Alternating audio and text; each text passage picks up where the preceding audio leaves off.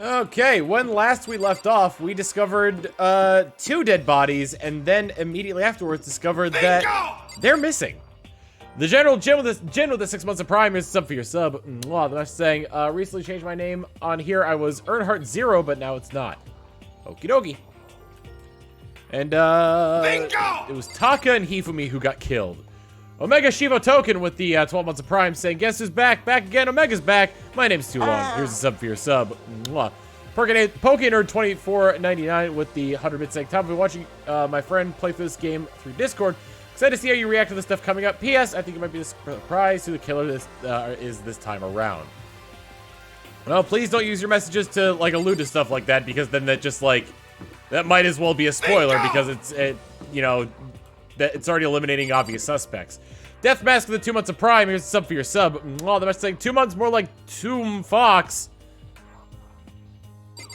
All right, so Taka's dead. We're investigating. Let me check the map. That's the transcript. Let me check the map. Because usually the areas to investigate are...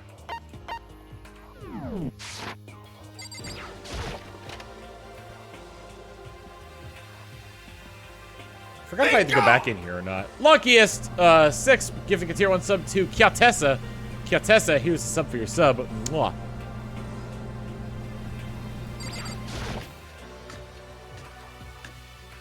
Bingo! Toko's still passed out. Shauna with the 66 months of tier 1, here's a sub for your sub. Mwah. Bingo! Sassy Cat 92 with the 2 months of tier 1, here's a sub for your sub. Mwah. Skirtmun with the 500 bits saying, let's have another beautiful day. There's your cash! Trying to get through these quickly. Oh, you know what? I just remembered. I normally... There we go. Oh, why didn't it go through that time? Oh, there we go. I forgot, usually when I play this game, I have the alerts muted, so I'll do that now. Bingo! Tetra Chaos with the 2 months of Prime. Here's a sub for your sub. Mwah. I think we have to go to, like, the gym or something? Because usually when the bodies are discovered, you get the Monokuma file, and that's when the investigation actually starts.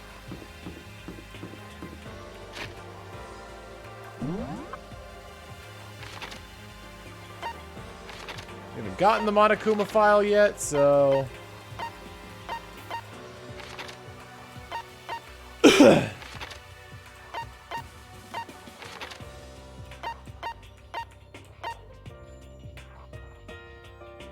I guess we'll go to the art room first. Which was here.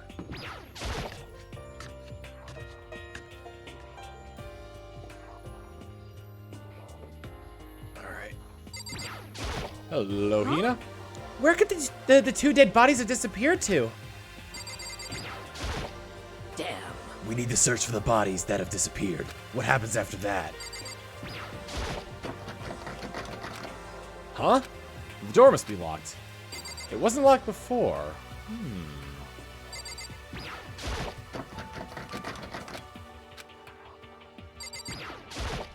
Damn. We need to search for the bodies that have disappeared. Alright, well, we... Huh? Okay, well, that door is locked, so... I don't see anything new or interesting in here. Let me check the lockers, maybe. This locker has nothing too remarkable about it. Alright, map. People anywhere else? There doesn't seem to be signs of anybody anywhere, like, at all. And I don't know where to go.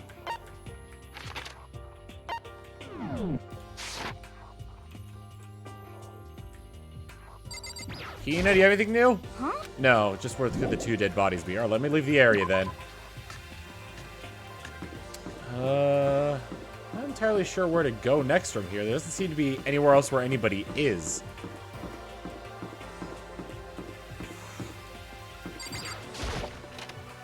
Let me check the rec room again. Is the hammer's still there? Hold on. Actually, come to think of it, let me check the transcript. From where I was last. Door must be locked, door must be locked. Look at the 2 devices need to be here too. Leaving the equipment room. Byakuya left the equipment room, followed by the others. I have to try and find the 2 missing bodies. Taka's entire body has disappeared, leaving behind nothing but a blood stain. Let's get moving, yell if you find anything. So we just have to. So we're basically just looking for the bodies at this point.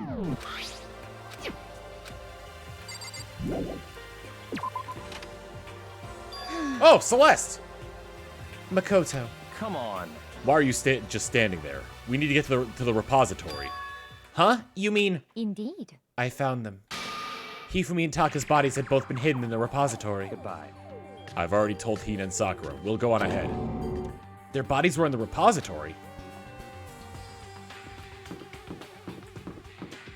I wonder what happens if you played this game before, or like, not really even if you, whether or not you played this game before, but rather, if you find the bodies first in the repository. Where the hell's the repository?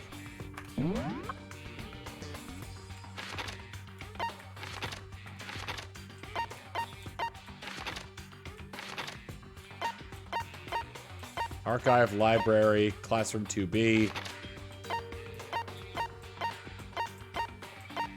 First floor hallway, school store, AV room, classroom B.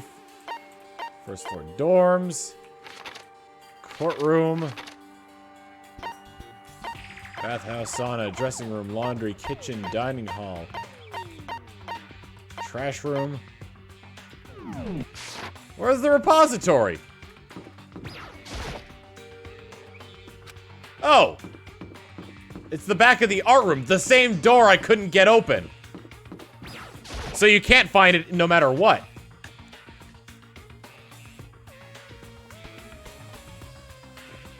Are the bodies somewhere? I have to wonder where they could have been hidden. Up ahead is the repository. The doorknob turned. I guess it's unlocked. Then I have no choice but to go inside. So I opened the door. And when I entered, I saw...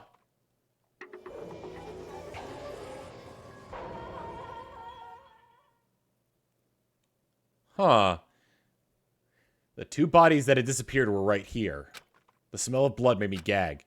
What I saw before my eyes was unquestionable, unavoidable, unwavering reality. And then I heard the announcement for the second time.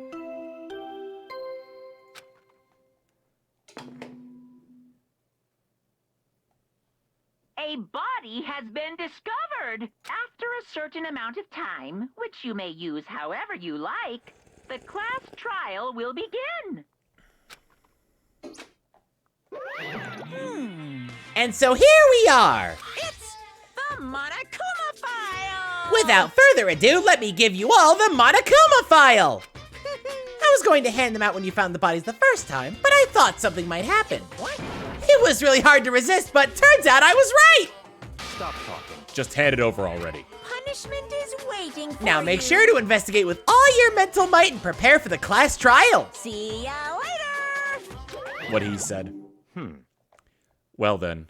Now that we've found the bodies, all that's left is to uncover the culprit. What the heck? Hold on! How can you be so calm? I mean, they're dead, you know? That's terrible! Dead! Gone forever! They're never coming back! Awful. This is just all too awful. Hina suddenly burst into tears. She clutched at Hifumi's lifeless body. Who would do this? I never got a chance to tell him how hideous he was. Why? Why? Large wet tears fell from her eyes. The tears landed on Hifumi's cheeks. If this were some world of make-believe, that might have been when Hifumi opened his eyes. But this wasn't a movie.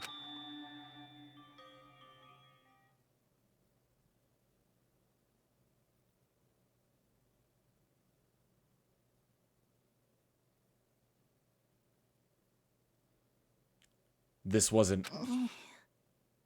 He's alive again? Where am I? Cold. So cold. Is winter coming? Hifumi! Wake up! Huh? Ah, that's right. I remember now. Hope's Peak.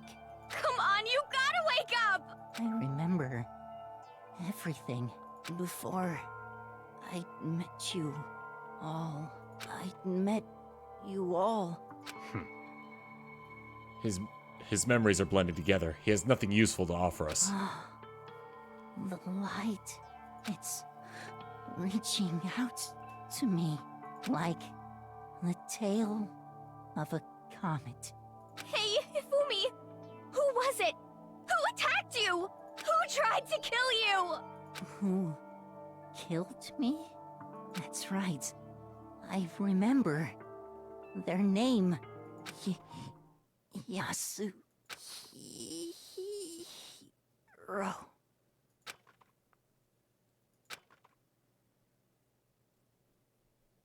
His eyes closed, and they never opened again. Death for the second time. Absolute, undeniable death. No matter how many more of Hina's tears splashed on his face, there was no second miracle. Reality set in again. This isn't some stereotypical fantasy world. Tears can't restore a person's vitality. Honestly. You have no tears, do you? No blood in your veins? No calcium in your bones? At least you have your meat. Stop talking. You're just angry. Going out of his way to return just to leave us with those unnecessary dying words. Now this game has become exceedingly boring. He said, Yasuhiro, right? Then perhaps... Yasuhiro Hagakure. Hagakure, excuse me. That is the only person he could have been referring to. So in other words... And with that, the case is solved. Assaulting people and even killing Taka and Hifumi. And then going so far as to hide their bodies. A criminal that hides his face behind a mask and uses a bunch of giant wooden hammers? Is that what Hiro is? What is this? If it's true, I can't forgive him! No way I can ever forgive him! To kill two of our friends! That's fine. Anyway, it's about time we track down the culprit in our little life or death game here.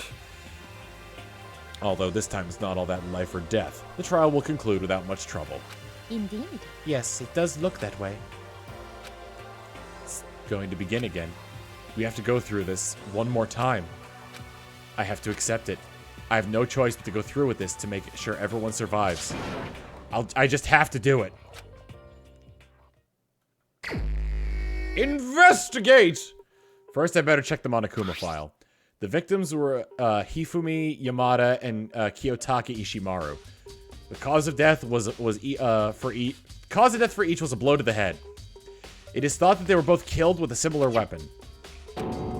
That's it? Very strange. Yeah, it's pretty strange. We got way less information this time than before. That is no problem. After all, the events of this case unfolded before our very eyes. We should know more about what happened than the Monokuma file could anyway. Maybe.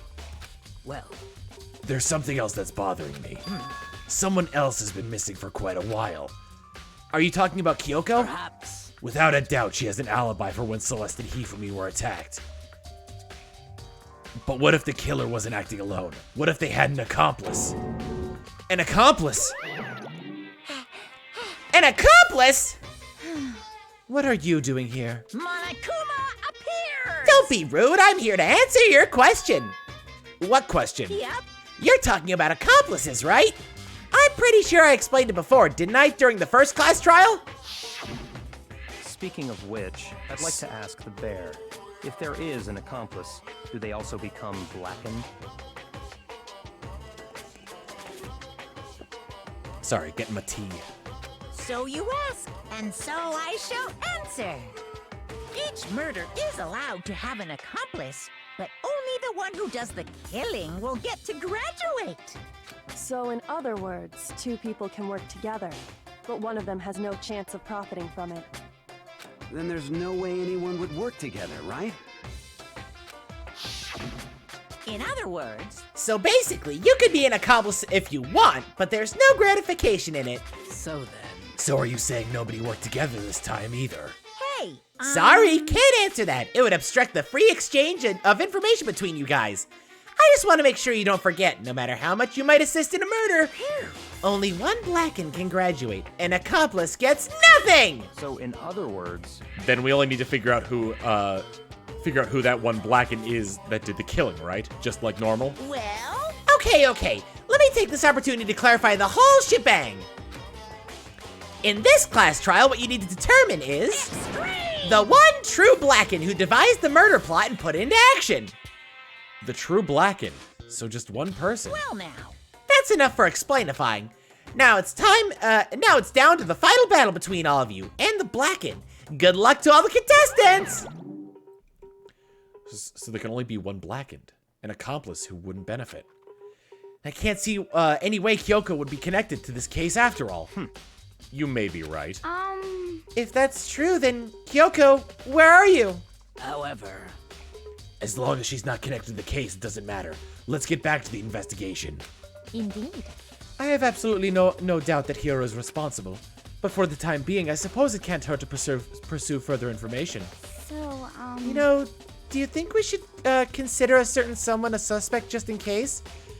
I'm talking about the murderous fiend Genocide Jack. What? What? I'm offended! Gah! You. When did you? I've been looking all over for you, Master. When I woke up, you were nowhere to be found. You SOB! Anyway, you there, milk sack swimmer girl! Huh? Milk sack? You gotta be kidding! Why do I gotta be a suspect? What the heck? Well, I mean, you are a serial killer. What? So what? I'm like a special guest suspect every time? I have an alibi, you know. She's right about that. When we heard Hifumi scream, she was with me. And when the bodies disappeared, she was lying unconscious in the equipment room. Plus, Taka's body aside, I can't imagine any way she would have been able to move Hifumi's body. Yep. Besides, I calculate every move I make. I'm not gonna kill someone when everyone knows what I look like.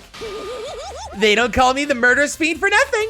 What are you saying? That's not the kind of thing you should be bragging about. Let's see. On another topic, shouldn't we post a guard by the bodies again like before? We can't have them disappearing again. So then... Hina and I can handle that. You don't mind, do you, Hina? Sure, I'd be totally useless on the investigation anyway. It's all clear now. Then that's that. Let's begin. This whole thing is so strange. But one of us has an alibi, so figuring out who did it should be obvious, right? But maybe it's just me, but I don't think it's going to be as straightforward as it seems. Nice! Monokuma file number 3 added to the truth bullets. Missing hammers. Hammers of different sizes hanging on the wall, although some of them look more like mallets. Mallets? Could the Justice hammers have been designed using these as a model? Either way, all the hammers here have obviously seen a lot of use. They're all covered in debris and chalky stone powder. Wait, for some reason, this one hammer isn't dirty at all, and it's wet. Did someone wash it recently? Spotless hammer has been added to the truth bullet section of your notebook. We're not gonna add the fact that a bunch of hammers are missing from the first time he came in here? No? Okay. Taka. He'll never move again. According to the Monokuma file, he died from a blow to the head. We found Justice Hammer 4 near his body in the equipment room. Is that what was used to kill him? And there's a tarp laid out under his body. Did the killer use this to move Taka's body? That way there wouldn't be any blood left behind while the body was moved. Blue tarp has been added to the truth bullets. Joking Mask with 26 months of tier 1 and Dominator with the 18 months of tier 1. Here's a sub for your subs. Mwah.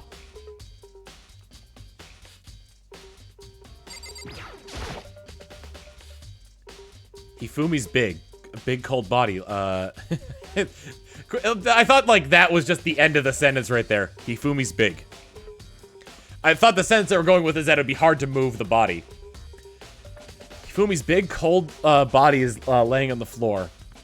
Nakuza with the 4 months of Prime. Here's a sub for your sub. Mwah, the message saying, typical high school kids, am I right? You turn your back for 2 seconds, they sneak off somewhere and get hammered.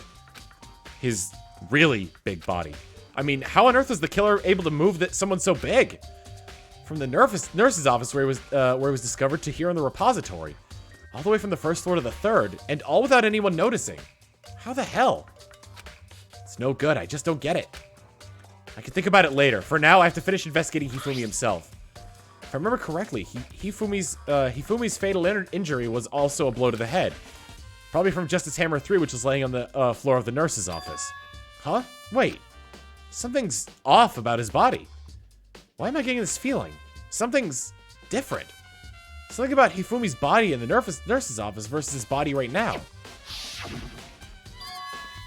That's it, his glasses! When his body was in the nurse's office, his glasses were covered in blood. But now they're completely clean. Does that mean someone wiped his glasses off? But who would do that and why? I don't think I'm gonna find any more clues in here, but I gotta still at least talk to everybody.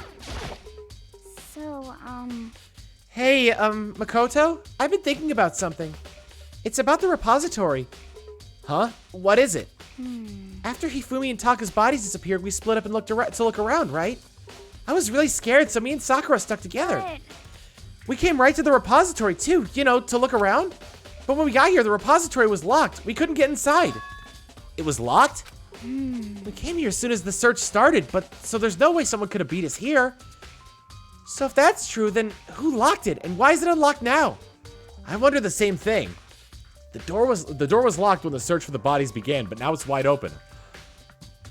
There might be some secret lurking in there, but I'll probably have to leave this area to figure it out. There are many aspects to this incident this time. Too many, to be honest. Considering that it may be good to look back at everything that's happened. So then, Would you like my help? I'm assuming this is a hint system, so I'm gonna say no for now.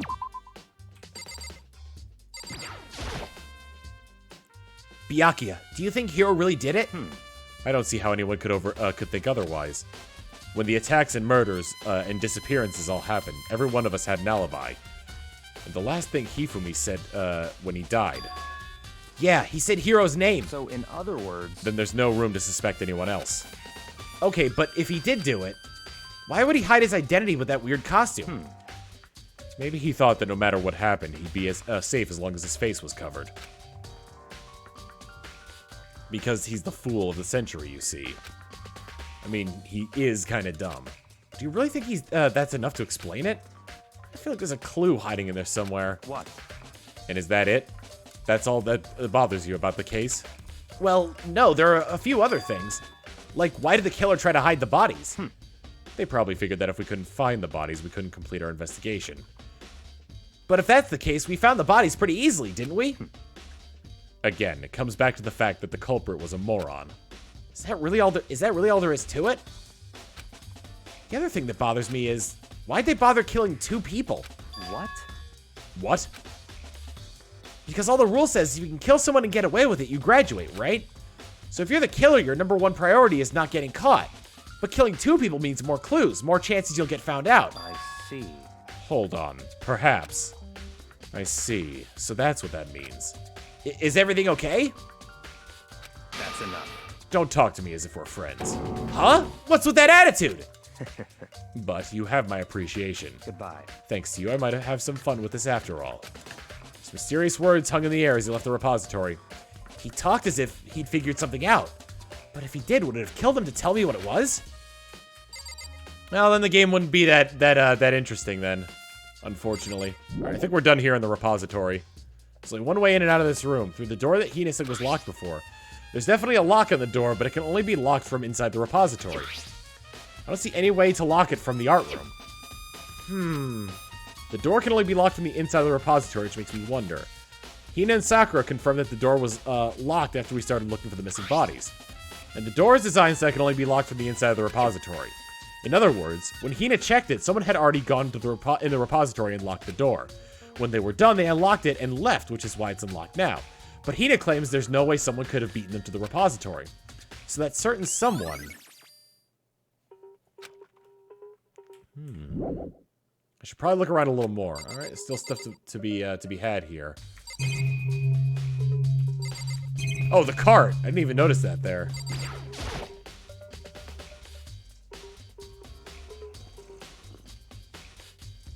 It's a dolly. It doesn't have a handle. When I saw this in the art room before, I guess it's used to move the statues around. It's kind of awkward, but if you bend down, it's not too hard to use. Huh? But wait. Wasn't this in the equipment room when we found Taka's body? And look at the wheel. There's a blood stain on it. There's blood on the wheel of the dolly that was moved from the equipment room to the repository. What's the explanation for that? Repository dolly has been added to the truth bullet section of your handbook. There's got to be a clue around here somewhere. Maybe I should check somewhere else. There are some places I already know about. First, the nurse's office where Hifumi was found. Then the equipment room where Taka was found. I'm assuming you put the emphasis on the Fu of Hifumi. Because I've been calling him Hifumi.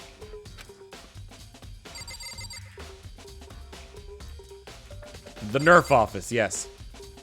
The Nerf. I also want to check the map.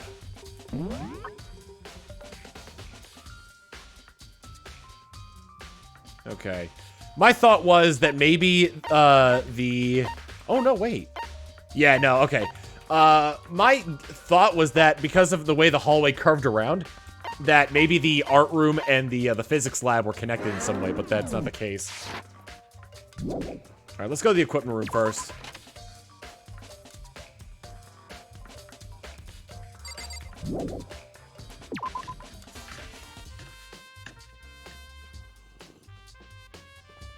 What Sakura says might be useful, but I think it's either a hint system or like a reminder of where you need to check if you've missed anything.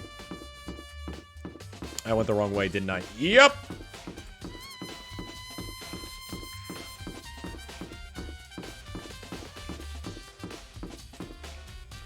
Well, Chad, what is Sakura's purpose there? Is it to give you hints, or is it to kind of like remind you of stuff that you may have missed?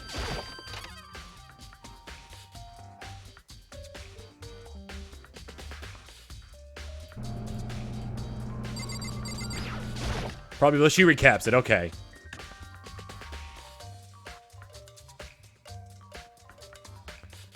Jill's here. Jill's here! Grabbing Jill's. Some kind of tire mark going through the pool of blood in the middle of the room. This reminds me about the dolly in the repository. There was blood in its tire. Could that blood have come from here? Which could mean that Taka's body was moved from the equipment room to the repository using the dolly. Both rooms are on the 3rd floor, so that should definitely have been possible. But even if the dolly was used to move Taka's body, what about Hifumi? Hifumi's body was in the nurse's office on the 1st floor. Even with the dolly, there's no way to get it up to the 3rd floor. That's still a total mystery. These tarps. Huh? This tarp. I feel like I've seen it somewhere before, and just recently, too. Well, yeah, it's the same tarp that... So, okay. I kind of get a picture of what they did here, then.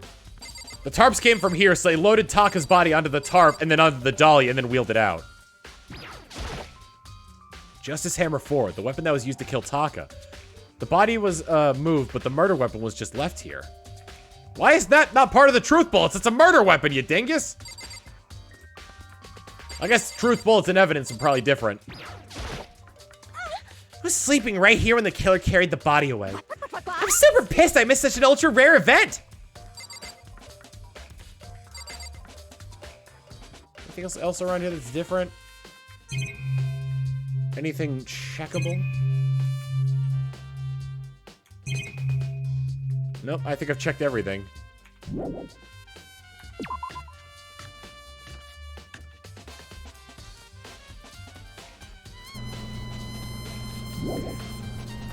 Leave the area? Yes.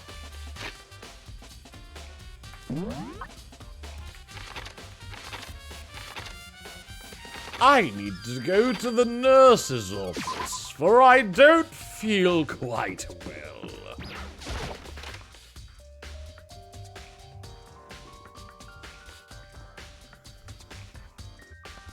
Hello, Celeste. Surprised the bloodstain can't be checked. Justice Hammer 3, the one that was used to kill Hifumi. Someone moved the body, but left the weapon behind. Anything in the garbage can? It's just a normal trash can. Huh? Wait, there's something inside. It's too small to be a handkerchief. It's a glasses cleaning cloth? It's got some kind of cartoon character on it. Ugh, but it's also covered in blood. Oh. Ah, did you find something? Yeah, there was a cleaning cloth in the trash can. Huh? A cleaning cloth? And it's all bloody. Whoever this belonged to must have used it to wipe up some blood. But Who would need to do something like that? I haven't the slightest idea. Yeah, me either. But I think it might be important.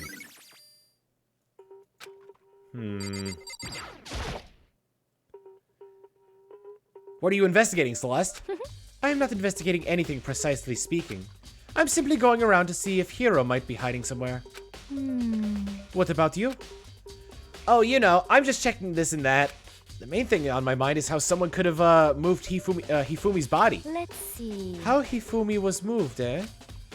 When it disappeared, you were supposed to be in the nurse's office, right? Yes, indeed. Correct. Hina was not feeling well, so I stayed behind to look after her. But she seemed to be getting worse, so I took her to the bathroom.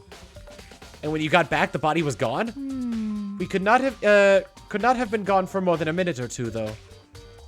Yeah, Hina said the same thing. So then, the killer was able to get in, move Hifumi's body in that short amount of time? Indeed. It would seem so. To carry off someone as big as Hifumi in only a couple of minutes is... I can't think of anything less than impossible. Celeste account has been added to the truth bullets of my notebook. Anything else to check?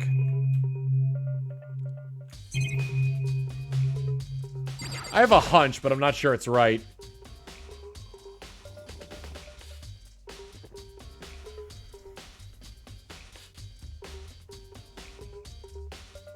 There's a bunch of blood packets in there. Okay.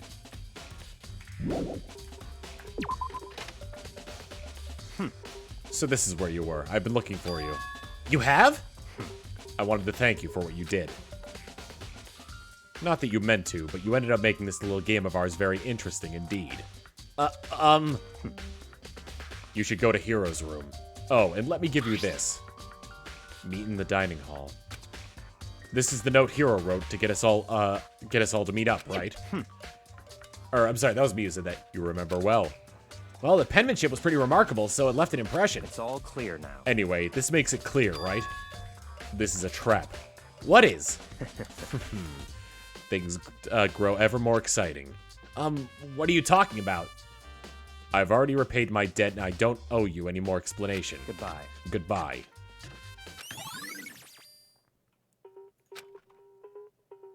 So you said go to Hiro's room, but what's waiting for me there?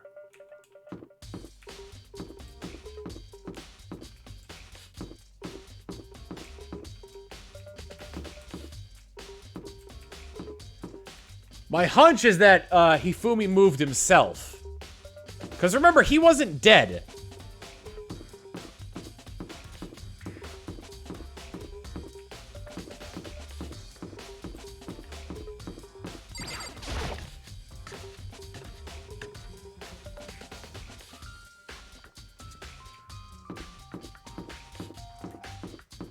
Alright, I wanted me to check out Hiro's room.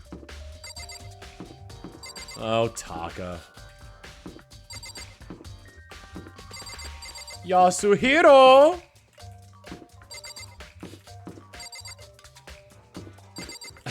Still can't get over the name Junko. I know it's Junko, but still. I'm American. I read English as I sees it. It's Junko. The door is unlocked? I guess I can go inside. Byakuya did say to go look. It might not be a great idea, but I'm gonna take the plunge.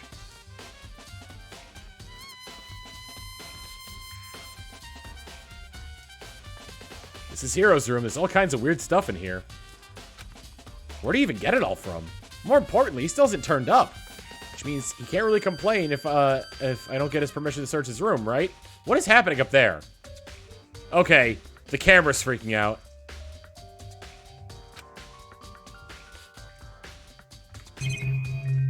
Surprised I can't investigate this table here. That seems like it'd be of interest. Oh, that's the door I could investigate. Okay. I think there's something in the cardboard box.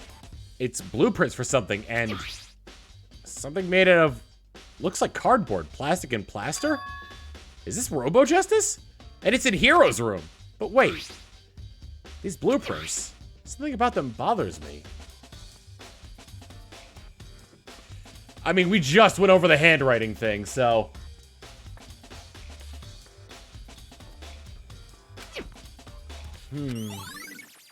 Robo Justice Blueprints has been added to the Truth Bullet section of the notebook. Gadzooks, the 11 months of Tier 1, here's a sub for your sub. Mwah, with the message saying, Hifumi would wipe his glasses with anime. True. I mean, like, it's also possible that somebody, somebody else could have done as well. Anyway, and chorus for the 37 months of Tier 3. Here's a big sub for that big sub. Mwah, mwah, and mwah.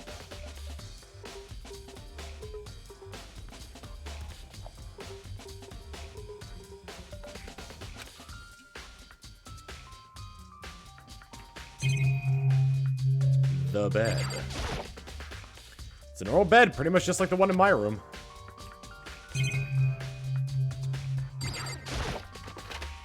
I silently checked the bathroom. There's nothing in here. It's pretty grungy, though. How does a bathroom even get this dirty?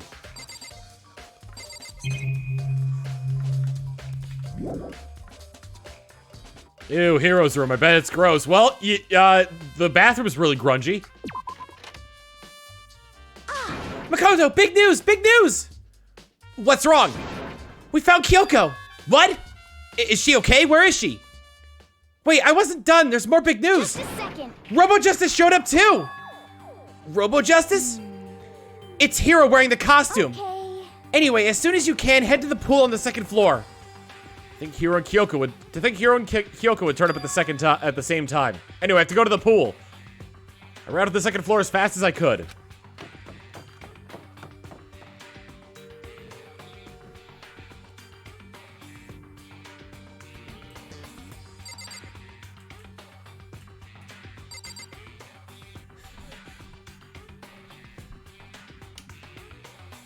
Are you guys all right over there?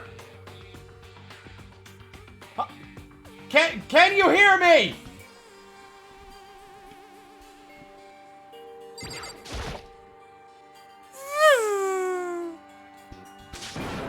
Kyoko and... I mean... You, man, I have had the worst day. Hiro?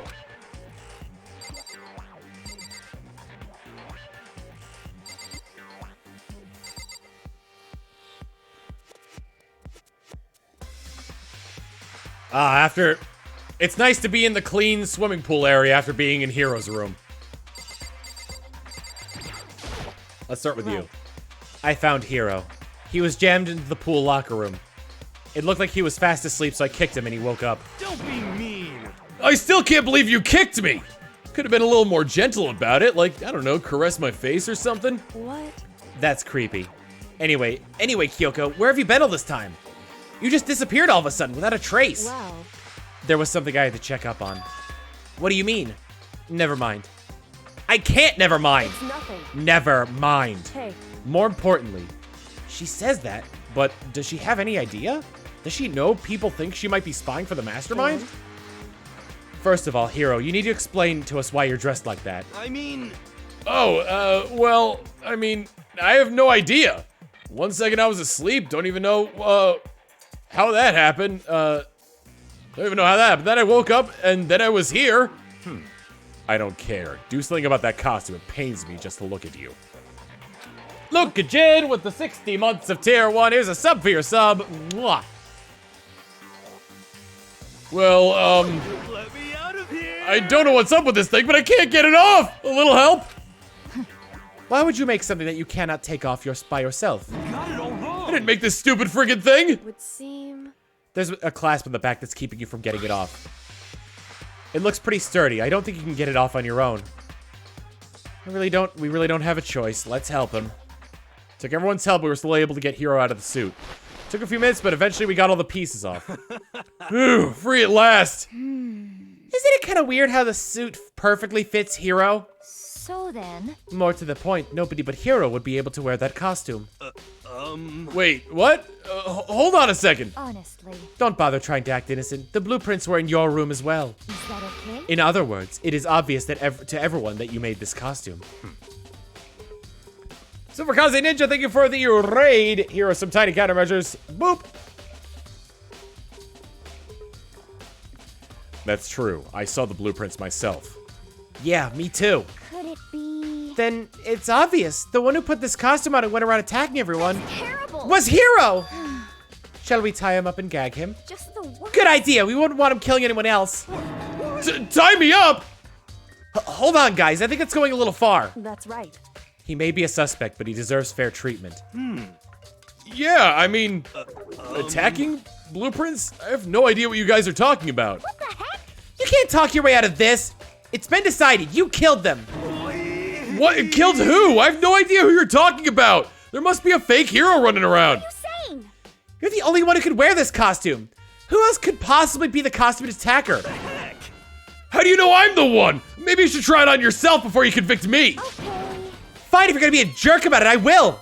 Without missing a bit, Hina started to put on the Robo Justice costume. Huh. See? Look. See how loose it is? Square waifu. I mean, come on. I'm blind as a bat in here. Can't see my feet at all. I'm surprised you got anywhere in this thing. I'm telling you, it wasn't me! And not to mention, you totally can't bend at the waist. Seems like a pretty obvious oversight. That's not a very nice thing to say. I mean, it's not like I made it. I just got caught up in the moment. Well, either way, now we know for sure, right? I mean, it seems pretty clear that nobody but Hero could have fit into this dumb costume. In a huff, Hina took the suit back off again. Well, now you're all out of excuses. No, see, it's because you're a girl. If it was another guy, then... Makoto, go ahead. Okay. Against my will, I picked up the pieces off the floor and tried to put them on. It's no good. The arms are too long. There's no way I could wear this. Just a second. See, I told you it was impossible.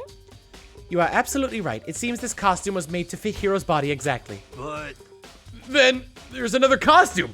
There must have been one that looks the same, but fits them. Honestly. If you insist on this line of defense, then show us some evidence. What the heck? Evidence? You claim there's another suit, yes? Then you must find it and show it to us. What the heck? Just the worst. Who cares? Hero's the only one without an alibi during this whole thing anyway. That's terrible. Which is how we know it was him. What? I mean, is that really true? I have no idea what's been happening. Could someone, like, tell me? Robo Justice costumes added the truth bullet section of the handbook. What the heck? If you don't tell me what's going on, how am I supposed to understand? I think I've figured out that someone's been killed, right? Hey, Makoto, who was it? Well, 2 people were killed. Taka and Hifumi. What? 2 people? Just the worst. Why are you freaking out? You did it. I did not! Wait, hold on. Those 2 were the ones that were killed. How about that? That's it! I know who did it! So then, You may as well tell us then. Taka and Hifumi were fighting over Alter Ego, right? I'm at least 30% Means right. Alter Ego and or Chihiro must have done it. correct. I see. That's unfortunate. Please. Huh? Unfortunate? What the heck? Stop trying to trick us. Just admit that you did it, okay? I'm telling you, you got it all wrong. Oh, so I know that note. Note? Last night, someone slipped a weird note under my door. And here's what it said. I found a hole, maybe we could use it to escape. Monokuma can't find out, so don't tell anyone else for now. Let's meet in the rec room at 1 a.m. The last thing I remembered is going to the rec room, then for some reason I fell asleep. Hey. The real killer probably drugged me or something. Just the worst. Not a chance. So, No, hold on. He could be onto something. The nurse's office did have chemicals that could do that. The nurse's office where we found Hifumi. Huh? A lot of this is pointing towards Hifumi. At least from what I'm seeing. From the lines that I'm reading between, anyway. What? Really?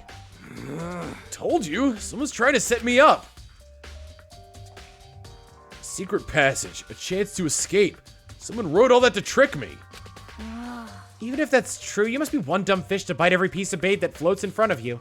Well, after being trapped in here so long, even if you know it's a lie, you still gotta check, right? Yahoo! They prey on my desire to get out of here. They deceived me. I still don't buy it. Don't be mean. Well, you should buy it. Just a second. Okay, then show us that note. With pleasure. I have it right here in my, pocket. No way. Looks like I lost it. Yeah, sure. Please, you gotta believe me. I wouldn't hurt a fly.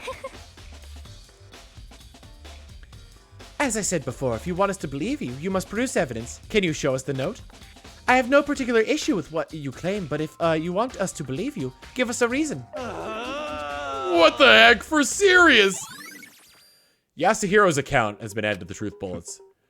Now then, shall we resume our investigation? There's no time to waste before the class trial begins. Why do we need to keep investigating? We already know who did it. What the heck? Why? Why did you kill them? Tell us, Hiro. No, it's like I said. It's the worst. Is it really to get the money Monokuma offered us? Yeah, that must be it. You must be totally broke, and that's why. Wait, that's a false accusation. Someone help me. What are you saying? Just be thankful we haven't bound and gagged you. If you have time to yell and carry on, you have time to search for your evidence, right? You're right. I need to look for the second suit in that note. Feet, don't fail me now. I guess I better get back to guard duty. I was gonna ask Toko or Genocide Jack to switch with me. But if she and Sakura got into a fight, we'd have a catastrophe on our hands. Well, bye. Evil Wob with the 58 months of tier 1, here's a sub for your sub. Mwah. With a message saying, so is that Valentine's post Photoshop, Tom, or something like you'd like to tell us? Yeah, I'm dating Donna. I've got a lot of trouble, like, talking about it. Like, I have trouble, like, speaking about it in, like, a public forum, so that's why. I've grown, like, more confident in myself to do so, but it's, you know, tough.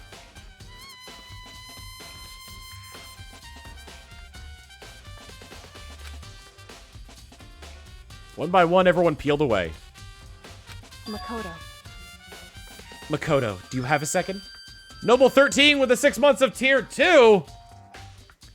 Here's a big sub for that sub. Mwah and mwah.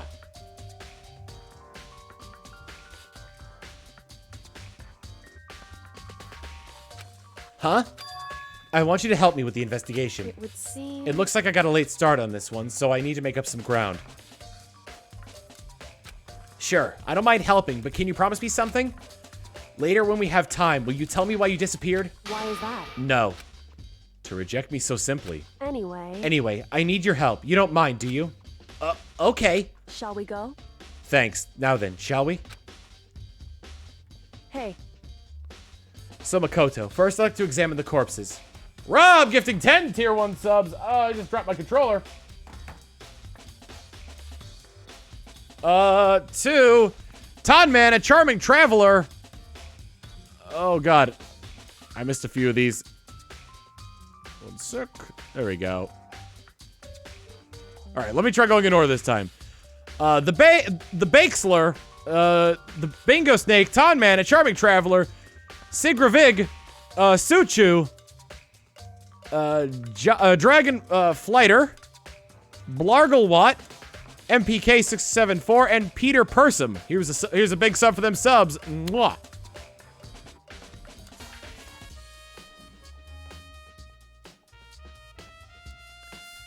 So Makoto, first I'd like to examine the corpses. Examine the corpses. I can't believe I'm hearing that from a girl the same age as me. Correct. Dead bodies don't lie, you know. They tell the truth far more easily than the living. Hey. Wouldn't you agree?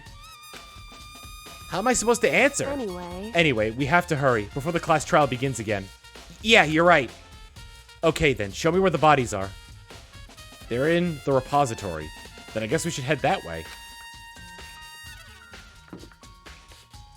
I need to get up to the 3rd floor. There we go. Bingo! Caught Lullish with the 2 months of Prime saying, have a Twitch Prime resub. Keep up the fun, Tom. Thanks. Here's a sub for your sub. Mwah. Not the rec room, but rather the art room.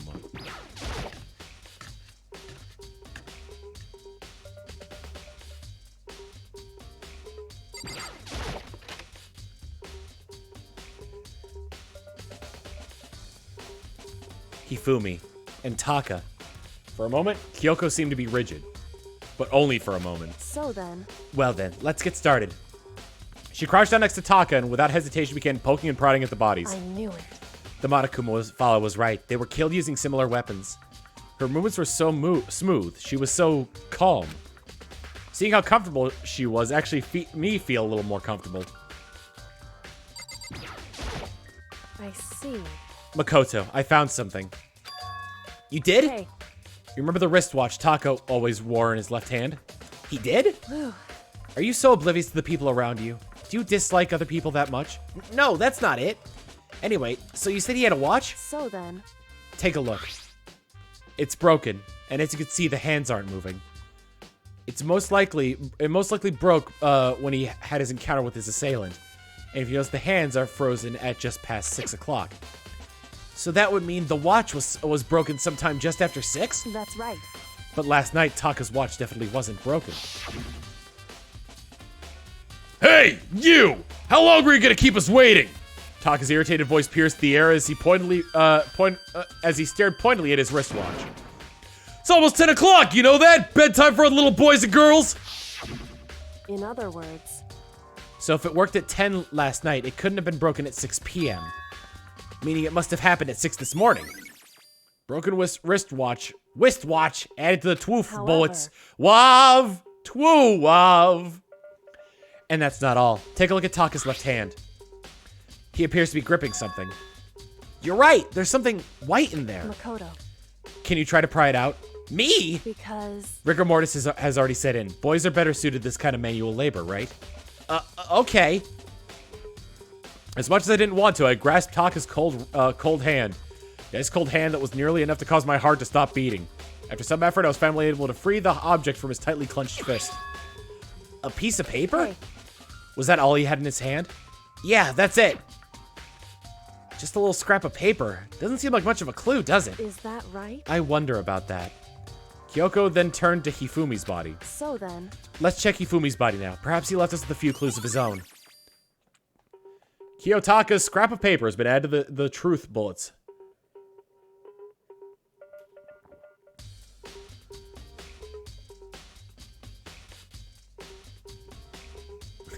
Marriage is what gathers us here today. The biggest problem I have right now is how the killer was able to move Hifumi's massive corpse from the nervousness office where he was discovered to here in the repository. All the way from the first floor to the third, and all without anyone noticing. I just can't see how that's possible. Further, it seems that Hifumi died from a blow to the head. He's most likely killed using just his hammer 3, which we found in the nurse's office. But when we found his body in the nurse's office, his glasses were covered in blood. But now they're spotless. Does that mean someone wiped his glasses clean? But who would do that and why? I think he moved his own way up here, and he had to clean his own glasses off in order to be able to see where he was going. So, did you find anything? Indeed. I did. More than I expected, to be honest. Look at this. Wad of paper? That's right. Hifumi had it hidden on him. Hidden? Indeed. He stuffed it in his pants, so I can only assume he'd hidden it on purpose, you see. In his pants? Wait, so you... Why is that? It was just his pants, not like his socks or something. I don't know what that means. Hey. Anyway, let's take a look at the paper. Go ahead, Makoto, open it up. When I think about how those stuffed down his pants, it's like... It better be important, Hifumi, or I'll never forgive you for this. A note? I found a hole maybe we can use to escape. Monokuma can't find out, so don't tell anyone else for now. Let's meet in the equipment room at 6 a.m. So... That sounds very familiar. That's it! It's the same thing Hiro said! That he was telling us the truth! However... Although, it's not exactly the same, is it? Last night, someone slipped a weird note under my door. Here's what it said. I found a hole maybe we can use to escape.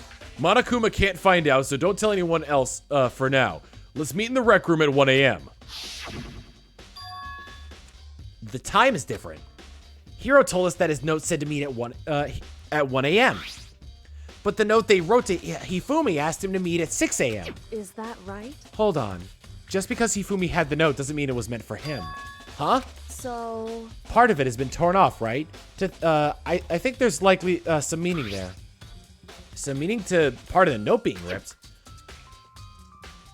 Could you maybe explain it a little more? Think carefully. Hey. Why would he have been clutching that scrap of paper so tightly? I have no idea. So then, What if it wasn't just a scrap of paper when he was holding it? What if it was something more important? And how would something important like that become a mere scrap of paper? That's what you need to answer. The note Hifumi had has been added to the truth bullet section of the notebook. And while we're at it, I should tell you one other thing. The two victims definitely had their e-handbooks on them. So the handbooks have nothing to do with how the murders were carried out. Not that there was any reason to think they were connected to the killings in the first place. So you're saying I don't have to think about the handbooks this time, right? is that right? If you didn't have to think about them at all, I wouldn't have gone to my way to mention it. All I said is that they weren't used to help carry out the murders. There may come a point, however, where a handbook may play a role. Tiger, with a 29 months of tier 1, here's a sub for your sub. Mwah. The best thing, I missed the last DR stream, so I have no idea what's going on, but I'm still happy to be here. Mostly I just did like the stuff, like the post-trial stuff, I'd say, from the last trial up until I discovered the bodies from this case. Hifumi's and Taka's. A handbook may play a role. I don't think I understand. But if Kyoko thinks it's important, I better keep it in mind. E-handbook has been added to the truth bullets of your e-handbook. Uh-oh. Trial already?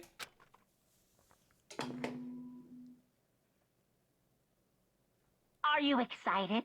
Are you pumped? It's time for the class trial to begin!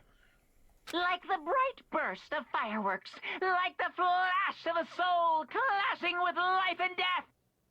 And so, with no further ado, everyone please meet at the usual spot. The usual Make your spot. way to the red door on the first floor of the school.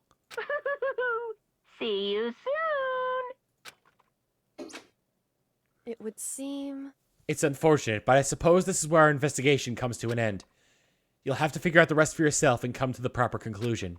Yeah, you're right. Shall we go? Well, we'd better get going. Okay.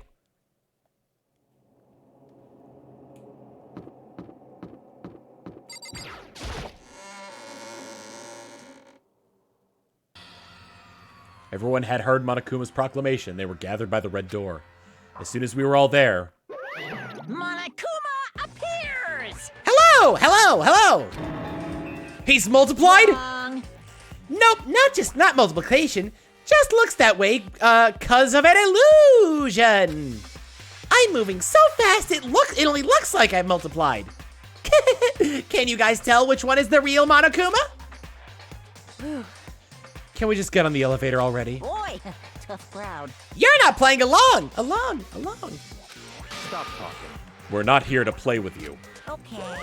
Okay, fine. Hey! Then if everyone's here and ready to go, please board the pain train, elevator. I'll see you guys down there. Let's go. Okay then, shall we?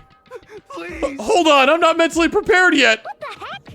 You'll never be mentally prepared. You can't run away anymore, hero. You're gonna pay for your sins. I told you already I didn't do it, for serious. That reminds me, did you ever find the other costume or the note? Well, no, but... How unfortunate that it would seem we have our culprit. Hey, This isn't a place to talk about it. Save your accusations for when we get to the courtroom. That's right. She's right. Let's get down there first. Then the story can really begin. Yeah, good idea.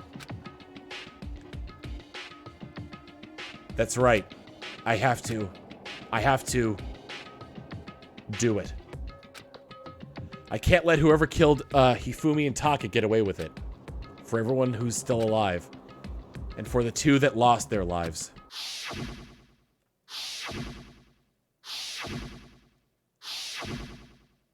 The one who killed Hifumi and Taka. The one who killed our two friends. The killer is... someone right here. Damn. I don't like Monokuma's carefree attitude. Just the worst. Let's hurry up and go so we can make Hero pay for his crimes. Were you listening? Wait till we get to the courtroom to begin your arguing. It would appear the culprit has been confirmed. This trial will be over in no time. Hey, The story begins when we get down there. Yes, yes. Come on, Big Mac, let's do it. It wasn't me. You gotta believe me. I took one last deep breath and exhaled slowly. I began to walk toward the elevator. Once everyone was on board, the doors closed on their own. The steel box began to move.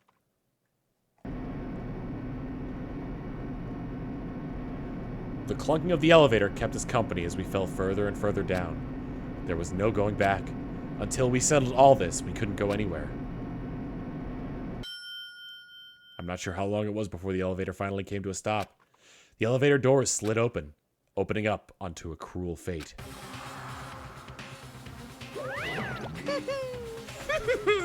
When I see all of you gathered here together like this, I realize just how few of you there are left. Your school life is slowly reaching its climax. That's the worst. Only because of you. Why? Why are you making us do such cruel things to each other? What? Do you really hate me so much? But I'm so cute! Come on. Stop goofing around and begin the trial. Don't rush me! Of course I'm gonna start it! I would never be like, stay tuned for the action-packed class trial after this commercial break!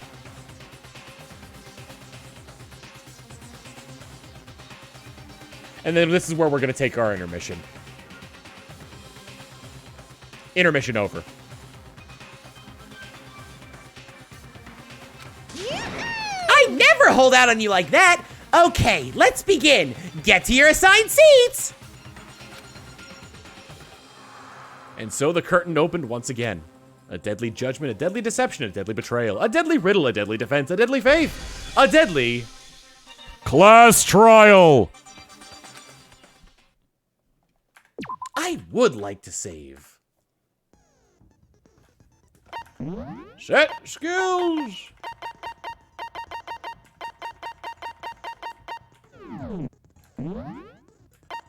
Lost in thought.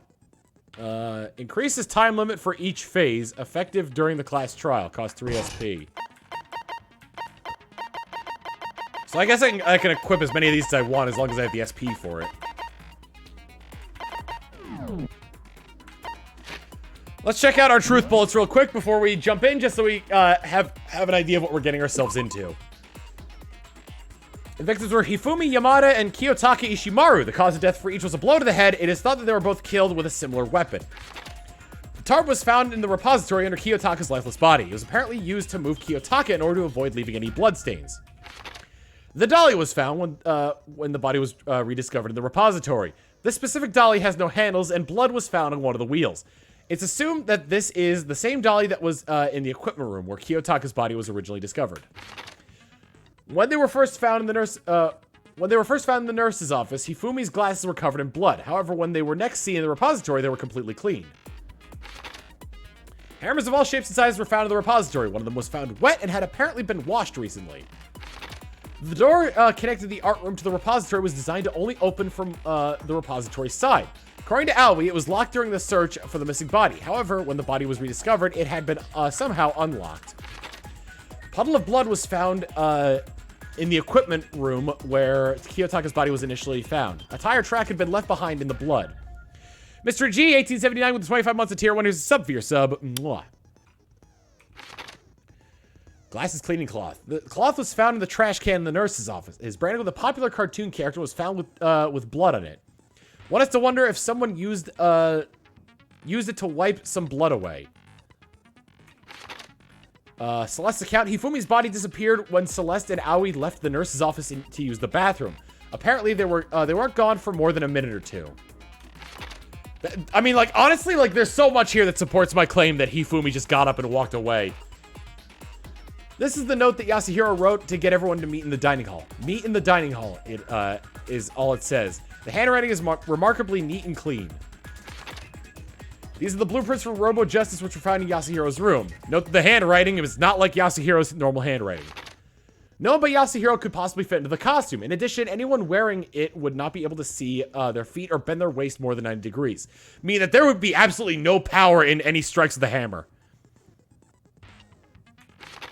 Apparently, Yasuhiro received a mysterious note last night that reads, I found a hole we can use to escape. Monokuma can't find out, so don't tell anyone else for now.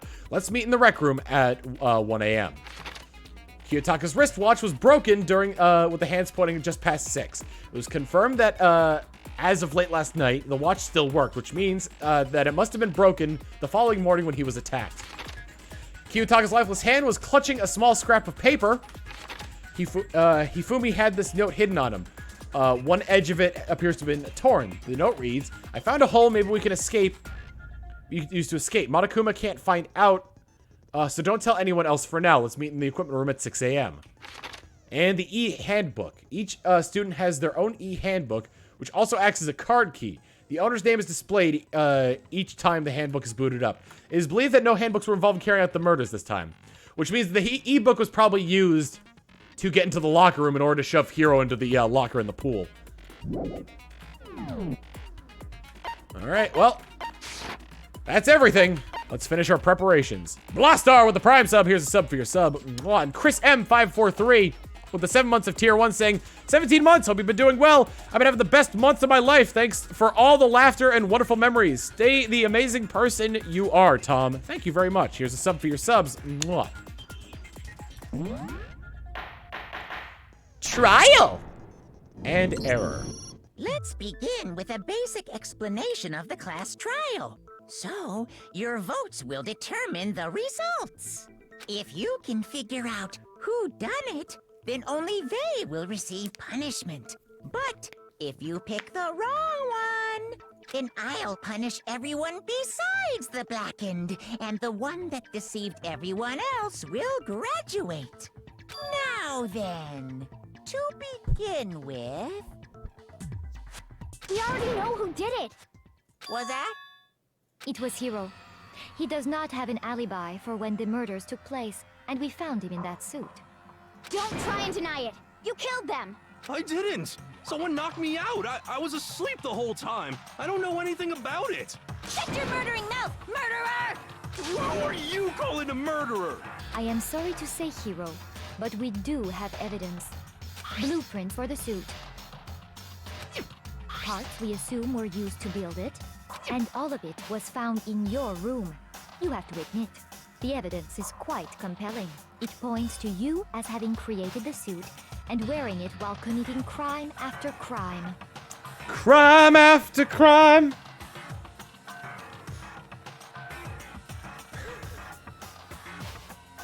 If you're living in a life and I'll kill you. Crime after crime. How many times do I have to tell you? I don't know. I don't know. Is Hiro really the killer, or before anything else, we have to make that clear.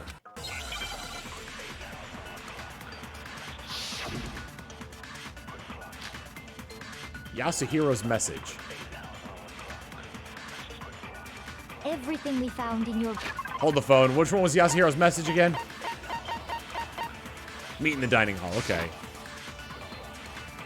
The blueprints, the suit parts, they are all proof enough that you are the culprit. It's not true. Hiro, why? No! Just hold on a second. I mean, looking at the blueprints, that handwriting is awfully messy. If I remember right, Hiro's handwriting is... Everything we found in your room.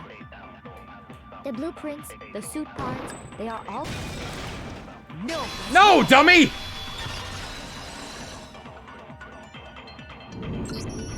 Are we sure Hiro really made those blueprints? How do I shoot the purple words? Do I just use truth bullets to do it, and that gives me more time, or do I do something else? Right click. Okay, thank you. What do you mean? Well, take a look at this. It's the note that Hiro wrote, asking everyone to meet up after Alter Ego disappeared.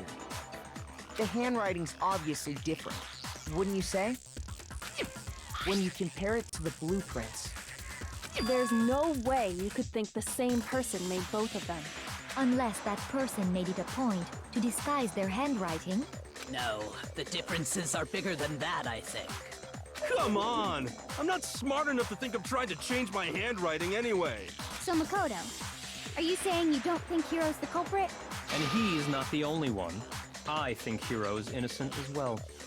What? Then who was in that Robo-Justice suit? Is it like Hiro said? Was there really someone running around in a second suit? The suspicious individual hidden within the suit. Go ahead, Makoto. Tell them who it was. And of course he passes it off to me. So, who was in the Robo-Justice suit? It was Hiro. The Illuminati. I got it! Other than Hiro, I can't think of anyone else it could have been. Obviously, he was the one in that particular suit, and we never found any kind of second suit. Then there can be no doubt. Hiro is the prime suspect. That doesn't make any sense. You just said Hiro didn't do it. It makes perfect sense. Hiro was the suspicious individual in the suit, but he's not the culprit. So what you're saying is... That's right. The culprit in this case has nothing to do with being in the Robo-Justice suit. What? Now that's a bold assumption. And what reason do you have to make such a statement? You do have a reason, yes? Of course. But before we get to that, there's something else we need to clarify first. So let's get that out of the way. Hey, stop trying to boss us around. All things have a proper order. So what is it? What needs to be clarified? We must clarify the method of transportation for Taka's lifeless body. It would seem that his corpse was moved using certain particular items. Makoto, can you tell us what they were? Things that were used to move Taka's body. They must have been. Well, it's a couple things. It is the dolly. I got it! Still one more thing. What thing was used to move Taka's body? The blue tarp. I got it! They were a dolly and a tarp, right? What's with the attitude? So, let's see if I can explain. Taka's body disappeared from the equipment room, and then we rediscovered it in the repository. And when we found it for the second time, it was wrapped in a blue tarp, right? It was the same tarp that up until then was stored in the equipment room. So the killer must have seen it there and decided to use it when they moved Taka's body. That way, they wouldn't leave any bloodstains while they were moving it. Okay, that explains the tarp. And the dolly? Same thing. I'm sure the dolly was in the equipment room when we first found Taka's body there. But when the body disappeared, so did the dolly. So the dolly's the murderer. Later, when Taka's body reappeared in the repository,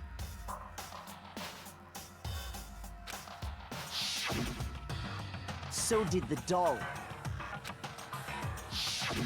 In other words, you think they used the dolly to move the body, am I right? But are you sure you are not mistaken? Huh? Are you absolutely positive the dolly was in the equipment room when we found Taka's body? That dolly was made specifically for moving large objects between the repository and the art room. It would be very strange indeed to discover it had made its way to the equipment room. Is it not possible that it was in the repository all along, and you simply didn't realize it? She's raised an objection. How do you respond? There is no shame in being wrong. Nobody expects much from you anyway. Bitch! We have all accepted the fact that you rarely understand what is going on around you. Ah! Bitch! Wow, I've never had anyone sound so nice while being so mean. Maybe I could change her mind. If I could just explain to them why the dolly must have been moved from the equipment room to the repository. A new element has been added to the bullet time battles. Would you like to hear more? Absolutely. Let's talk about reloading. Starting with this next bullet battle, we're going to add one more ingredient to the recipe. On the bottom of the screen, underneath the tempo marker, you'll see your ammo count. Up until now, there hasn't really been a limit on how you destroy your opponent's statements. But from now on, just locking on and pressing the left mouse button won't be enough to handle them. Now it'll cost you 1 bullet to destroy a single remark. Once you run out of bullets, you can't destroy any more statements no matter how locked on you are. However, you can reload by pressing the tab key. Just like locking on, you have to press the tab key in time with the tempo marker. Basically, I just remember that the tab key now is a function alongside the right and left mouse buttons. You will automatically reload at the start of fever time, and your ammo will not decrease. Oh, but if your action difficulty is set to gentle, you don't have to reload at all. In which case, you can ignore everything I just said. Well then, good luck and have fun. Moment of truth. You had it wrong. I cannot agree. You are a fool. So pathetic. Lies will get you nowhere. Do your worst. Away with you. You miserable wretch. I cannot agree. You are a fool. Lies will get you nowhere. Do your worst, you miserable wretch. You have it wrong. I cannot agree. You are a fool. So pathetic. Lies will get you nowhere. Final strike!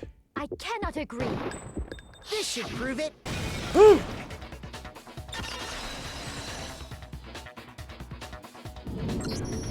If you're asking for proof that the dolly moved, I have it right here. When I found the dolly in the repository, one of the wheels had a blood stain on it. Have you even used fever time yet? No, I haven't. I forgot how, to be honest. There was a pool of blood in the equipment room with a tire mark in it that matched the Space, dolly okay. wheel's tread. I think I've used it once, like in one of the earlier cases, but I haven't used it since. The killer probably rolled the dolly through the blood on accident as they wheeled the body out of the room. And as the blood dried on the tire, they moved the body into the repository. So there's my proof that the dolly was used to move Taka's body. Geez, Celeste, does Celeste really hate me that much? Well, anyway, that was just something we had to get out of the way.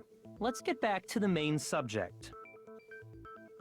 Yeah. The one The key on... subject of how Robo-Justice didn't do it. Because if it's not a killer robot, then... The one key on the keyboard has not been corrupted by capitalism. Space! You also used it during nega time, which, negated fever time. If I use it... So wait. Is there any way to stop nega time? Or am I just, like, stuck on that until it, like, goes away? What kind of robot is it? I'm not sure that really matters. I'd be happy to explain why the occupant of the suit couldn't possibly be the killer. If you look back on how the body was transported, it will become immediately obvious. If I look at how the body was moved, it'll be clear why the person in the suit couldn't have done it. What does he mean by that? The dolly has no handles on it. You can't bend at the waist on the robot suit. As we know, Taka was killed in the equipment room. And from there, the body was moved to the repository, correct? Yeah, the culprit wrapped the body in the tarp, then loaded it onto the dolly and wheeled it off, right? Nope. Come on, Makoto, don't scare me like that. It makes me think something weird is going on. Shoot! I need to think about it one more time. There must be a contradiction somewhere. As we know, Taka was killed in the end from there. Yeah, then loaded it onto the dolly and wheeled it off. Now, keep in mind that the dolly doesn't have a handle. Well, yeah, but even without a handle, all you'd have to do is bend over. Bend over. No, it's wrong. No, dummy! You're absolutely right that you could push a dolly without a handle if you stoop down low. But if you were wearing that suit, do you think you could actually get into a position like that? What do you mean? Think back to what you said when we were all checking out the suit together, remember?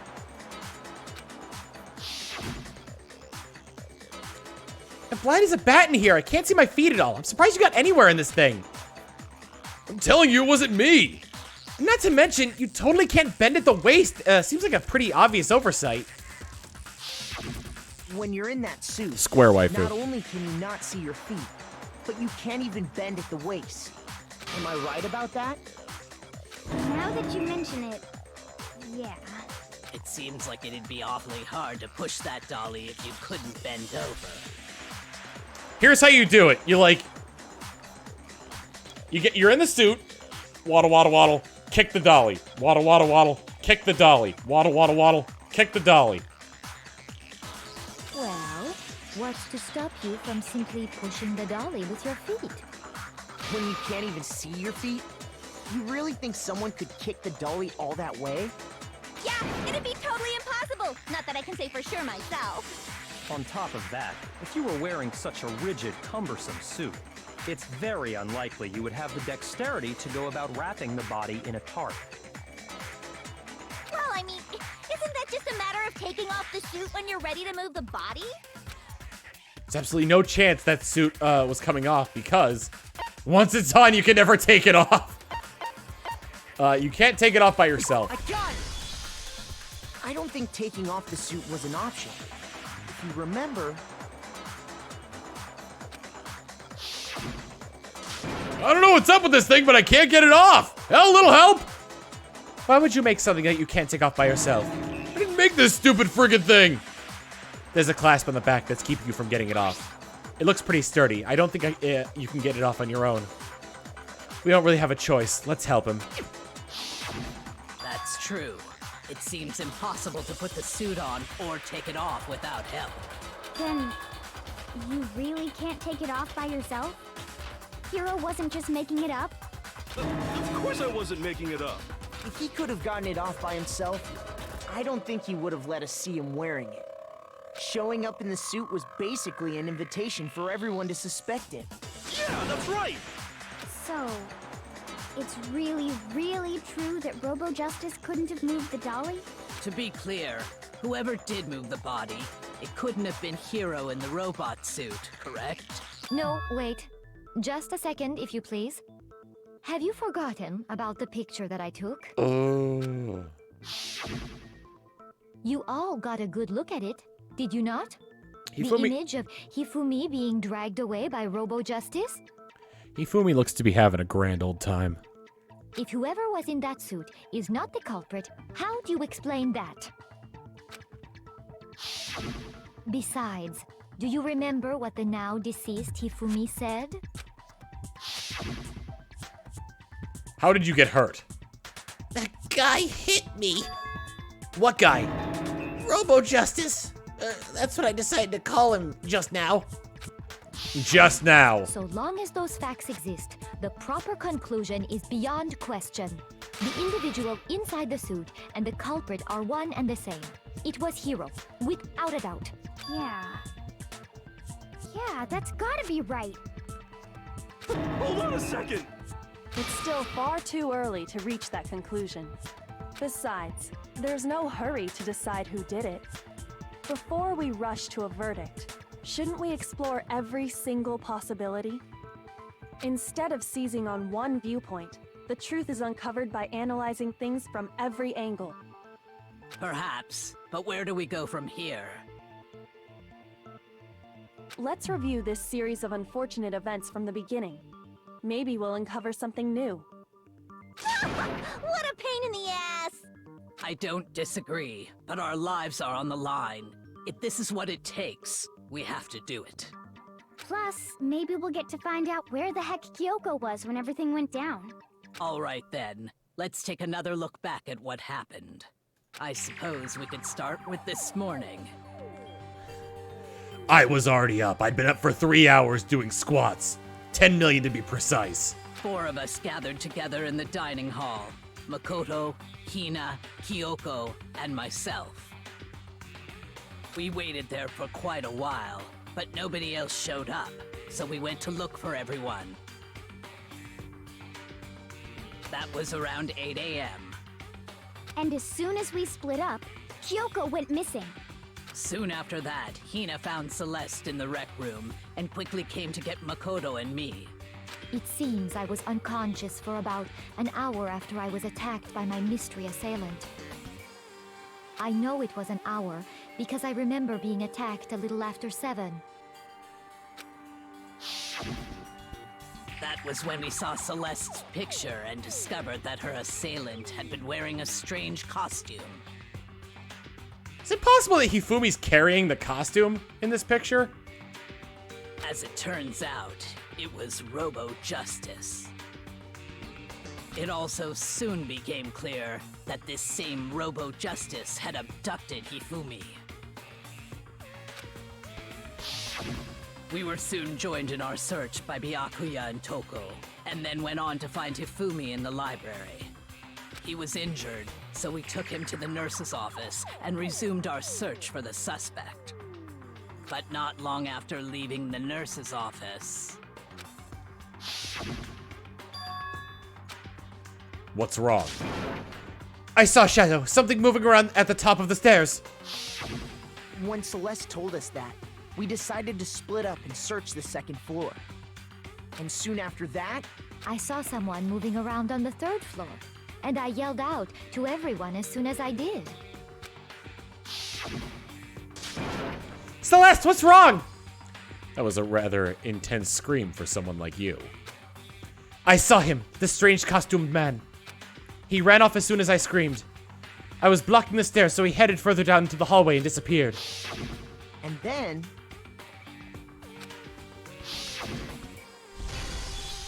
Yeah! Huh? What was that?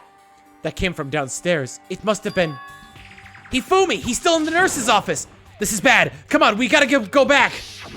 At that point, we decided to divide up into 2 groups. Celeste, Hina, and I went back to the nurse's office, while Sakura, Byakuya, and Toko chased after the suspect. When we got back to the nurse's office, we found Hifumi, dead. And that's when we heard the body discovery announcement. I left Celeste and Hina there and headed back to the 3rd floor to let the others know what had happened. Meanwhile, we had just discovered Taka's body in the equipment room. We must have found both bodies at almost exactly the same time, because we heard the same announcement not long after we discovered his body. And that's when I told you guys about Hifumi. Then the 3 of us headed for the nurse's office. But right after we left the physics lab, we ran into Celeste, who'd arrived after us. And she told us something very surprising. Hifumi's body has disappeared. We rushed back to the nurse's office and saw that she was right. Then we remembered we'd left Toko passed out in the equipment room, so we hurried back again. This can't be happening. Are we hallucinating all this or something? But when we got there, we discovered that now Taka's body had also gone missing. Next thing we knew, we were searching the school for 2 missing dead bodies. And after some time... Celeste informed us that she'd found the bodies, and we all headed to the repository, which is where we rediscovered the corpses. I think that about covers it. I see. The whole thing sounds exceptionally complicated. Very complicated. It certainly seems to me that these are not a simple series of connected events. Okay, well, if that's true, then what? Rather than a single series of events, I think we have to consider each murder a separate situation. And from there, we can uncover the contradictions surrounding all of them. Now then, let's get started, beginning with what happened to Taka. The contradictions hidden in what happened to Taka. In order to uncover the truth of this case, I have to find them no matter what. Make your argument. Monokuma File 3. That's it, huh? So, regarding Taka's death, I wonder if he died before Hifumi, or perhaps it was after? We already know what order they were killed in. Taka came last. What makes you say that? Because of the numbering of the Justice Hammers. It's true that Hifumi was killed with Justice Hammer 3, while Taka's death came from a swing of Justice Hammer 4. See? So it's obvious Taka came after. Justice Hammers were numbered, but were they really used in that order? So, regarding Taka's death, I wonder if he died, or perhaps it was after? Here's the thing. We already know what order they were killed in. Taka came last. I'll go for the Justice Hammers one. What makes you say that? Because of the numbering of the Justice Hammers. Nope. Okay, I was right. I was gonna. Okay, yeah, I was gonna say the ordering. I was gonna say the ordering because of the fact that Hifumi kind of like sat back up afterwards, so he technically didn't. What order they were killed in. What? Those are the only two options, aren't there? So, I wonder if or perhaps it was. We already know Taka came. What makes you say? Because of the numbering of. It's true that Hifumi was while Taka's death came. See? So it's obvious Taka came after. Huh? So, regarding Taka's death, All right. Okay, hold on. I need to look at the controls.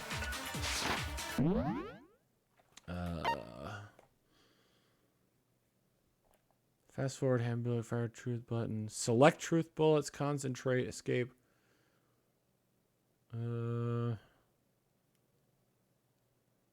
Hold left click to memorize. Thank you. Or perhaps it was after. We already know what order they were killed in. Taka came last. What makes you say that? Because of the numbering of the Justice. No, it's wrong. There we go. Look, I play this game once a week, so I'm not gonna remember every mechanic. Hold on. There's no reason to assume that the hammers were used in the same order as their numbers. If anything, that's just another way the killer tried to disguise their actions. So you're saying the culprit wanted us to think the hammers were used in order, but in reality, Taka was killed before Hifumi? Okay then, let's see the proof. Evidence that proves Taka was killed before Hifumi. There's something that relates to what time he must have died. The watch. Oh god. Yeah, wristwatch. Oh shoot, okay, I need an S. There's a W there.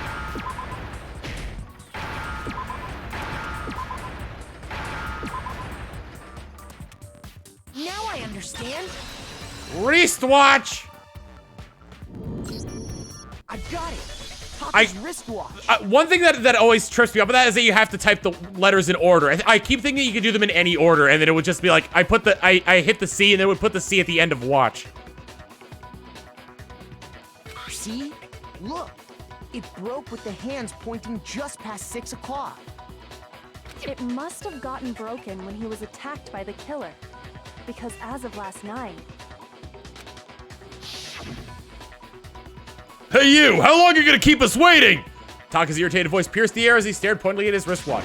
It's almost 10 o'clock, you know that? Bedtime for all the little boys and girls! So if it wasn't broken after 6 last night, then he must have been attacked around 6 this morning. And that would be his official time of death. But if that's true, then he was killed well before Hifumi. And before Celeste was attacked this morning, which happened around 7. That's right. Taka was killed before any of the other incidents took place. That simple fact slipped past all of us. We made the wrong assumption about the order of events, all because of those justice hammers. That's exactly why the culprit wrote the numbers on each hammer and had them increase in size. That way, when we saw how they were used in each incident, we'd easily make that wrong assumption. Now, if Taka was killed around 6, then everyone's alibis for his murder go out the window. Because when he was killed, we hadn't met up in the dining hall yet. That may be true in the case of Taka's murder, but all of our alibis still hold true for Hifumi's death. That's right. With him, at least, we're all safe. Yeah. Huh? What was that? That came from downstairs. It must have been... Hifumi! He's in the nurse's office! This is bad. Come on, we have to go back! When we heard Hifumi screaming, we were all together. Except for Hiro and Kyoko. Then we all ran down to the nurse's office, and that's where we found his body. That's totally true. We're all in the clear. Oh, I know! They must have recorded him screaming on a tape or something, then played it later on! If that's true, where's the tape? I don't know. Don't just go making stuff up. Anyway, we all have rock-solid alibis for when we heard Hifumi scream. Since all of us were there together, clearly none of us could have killed him. And it does not stop there. There was also the moment when we discovered his body had disappeared. When his body vanished from the nurse's office, Hina and I were in the bathroom together, while everyone else was in the equipment room, correct? And then there's the disappearance of Taka's body from the equipment room. At that time, we were all gathered together in the nurse's office because of Hifumi going missing. Well, don't forget, I was passed out in the equipment room the whole time. Wait, then what if Genocide Jill did it? She could have dragged Taka's body out of there right then! Even if she could pull that off, there's no way she could have done the same with Hifumi's body. Because, as we just established, she was passed out in the equipment room when his body disappeared. Besides, I didn't do either of them anyway. In other words, it is impossible that any of us could have killed Hifumi or moved either of their bodies.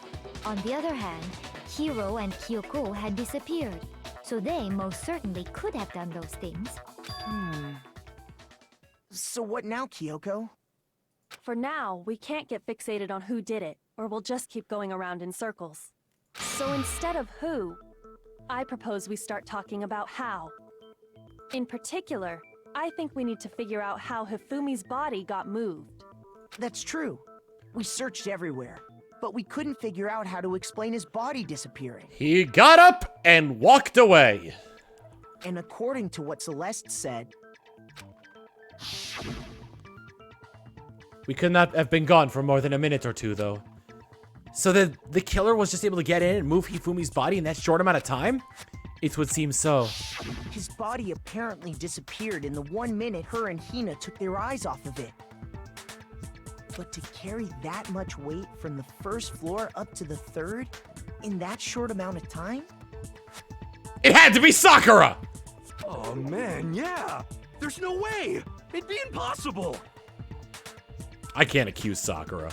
She's too good. Well, what if I told you there was a way to make the impossible possible? What? How?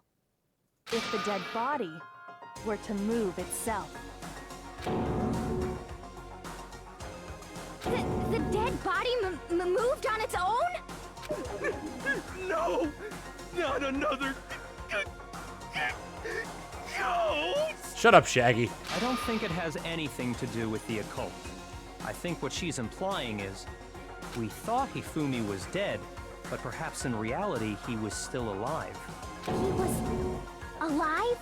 Are you saying Hifumi wasn't carried out of the nurse's office, but simply walked out on his own? But I mean, we found his body. He was dead. I want to check something real quick. Okay. Oh, wait. Ah! I'm gonna make a save real quick because I'm really low on hearts. Perhaps he was simply playing dead. That it isn't possible. The idea that Hifumi was still alive. Is it really possible?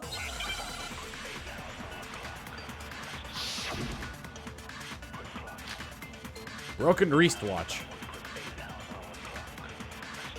Are you saying that when we first found Hifumi in the nurse's office, there's a chance he was actually still alive? No, it is impossible. Hifumi was dead, without a doubt. And you know that how? Surely you heard the body discovery announcement along with the rest of us. Hifumi's dead body had been found. And that is why the announcement was made. Are we really so sure about that? Maybe the announcement was intended to signal someone else's discovery.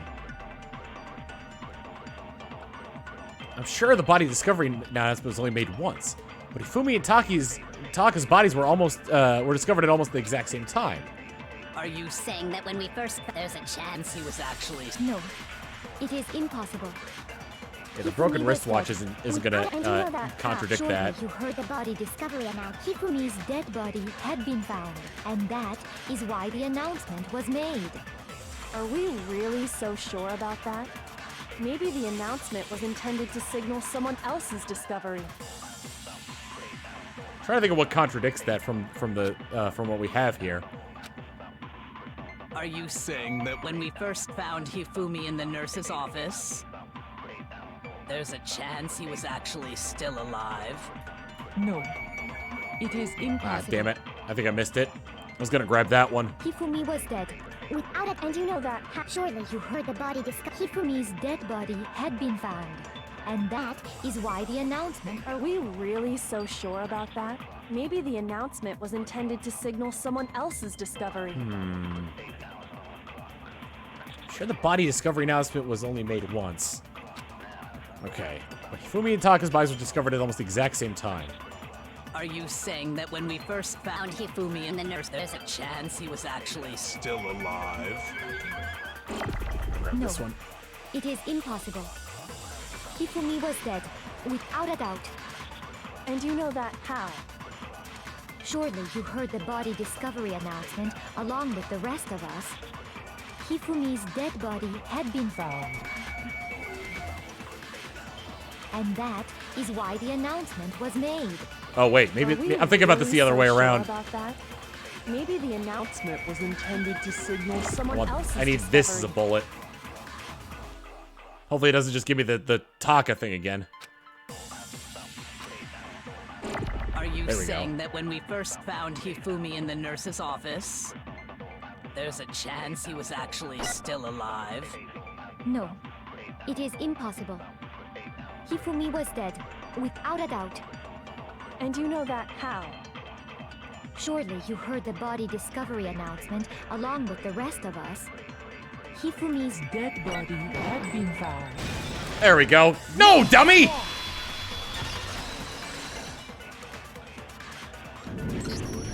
Was the body discovery announcement that was made really intended for Hifumi? Of course it was. The announcement played right after we discovered his body. Maybe. But that was also the same time that Taka's body was found. That's right. It wasn't long after finding his body that we heard the announcement. So there's a good chance we've made a mistake in there somewhere. I think we've confused whether the announcement was for Hifumi or Taka. First of all, if 2 bodies had been found, there really should have been 2 announcements. Maybe Monokuma simply got lazy and rolled them together into one. What do you say, Monokuma? Any comment? Well, it's a very sensitive issue, so I can't go into too much detail. But what I can say about the body discovery announcement is that... We'll be right back after a word from our sponsor.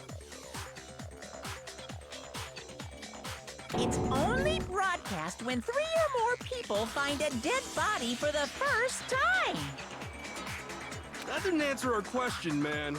We're asking if you're a lazy bum. No, actually, that was plenty. Huh? He said it's only broadcast when a body is discovered for the first time, which means even if we find the same body again later, he won't make the announcement again. Which means when we found Hifumi's body in the repository, and the announcement went off again, that's when Hifumi had died. If that's true, then why was the announcement made again later on? Huh? Later on? Exactly. We heard the body discovery announcement twice. The second body discovery announcement. The first time it was played was when we found each body in the nurse's office in the equipment room. The second time was when the bodies were rediscovered. I got it! We heard it a second time in the repository, when we rediscovered the two bodies.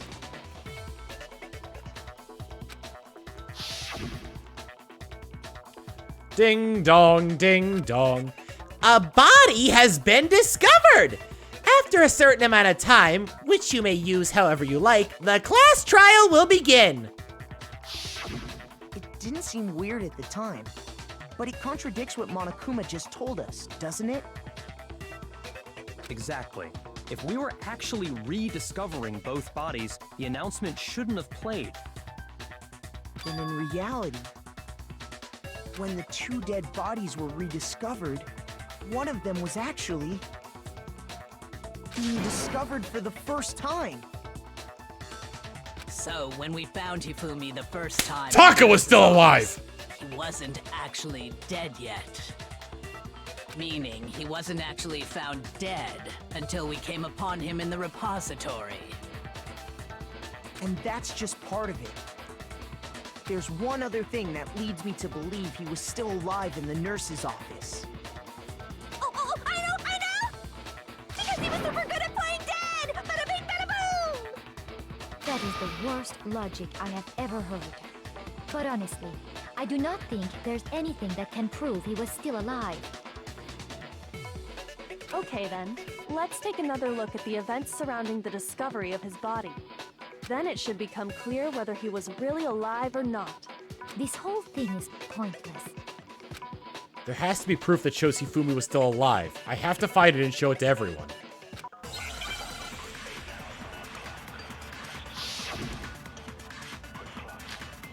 Hifumi's glasses. Well, here's one thing we do know.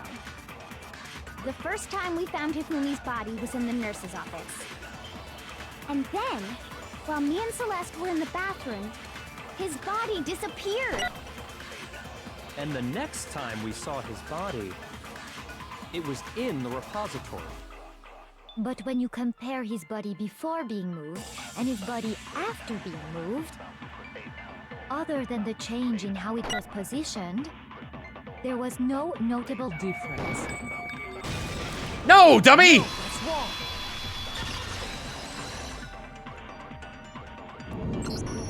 In fact, there was one clear difference between Hifumi in the nurse's office and the repository. His glasses. That fact alone proves that he was only playing dead in the beginning. Perhaps you'd like to fill the rest of us in? When we found Hifumi in the nurse's office, his glasses were covered with blood. But when we found him again later in the repository,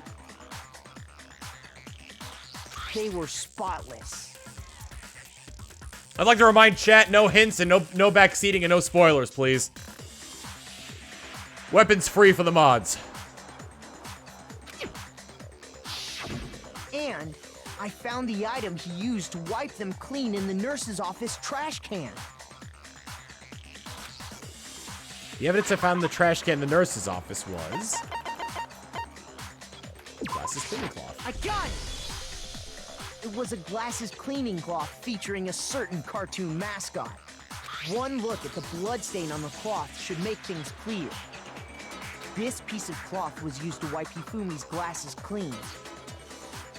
And the mascot on the cloth is the same one that's on the digital camera, right? And whose digital camera was it? Hifumi's, of course. The character was Princess Piggles. From Demon Angel Pretty Pudgy Princess, I think. She's a secret fan.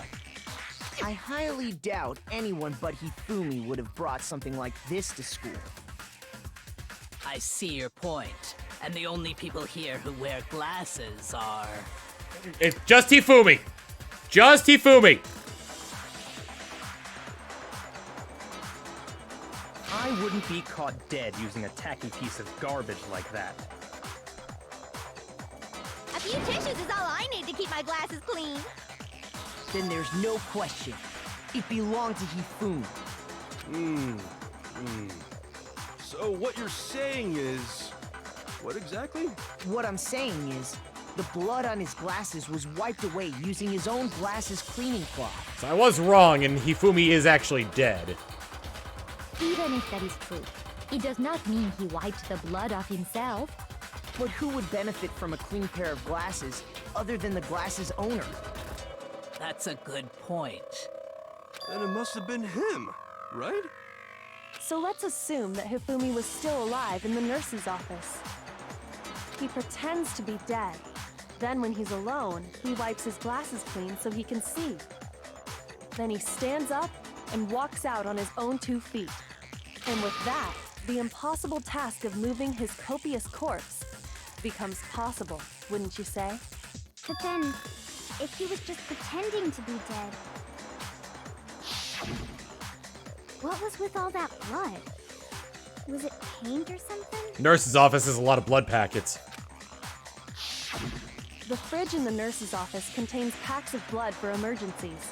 He probably used one of those.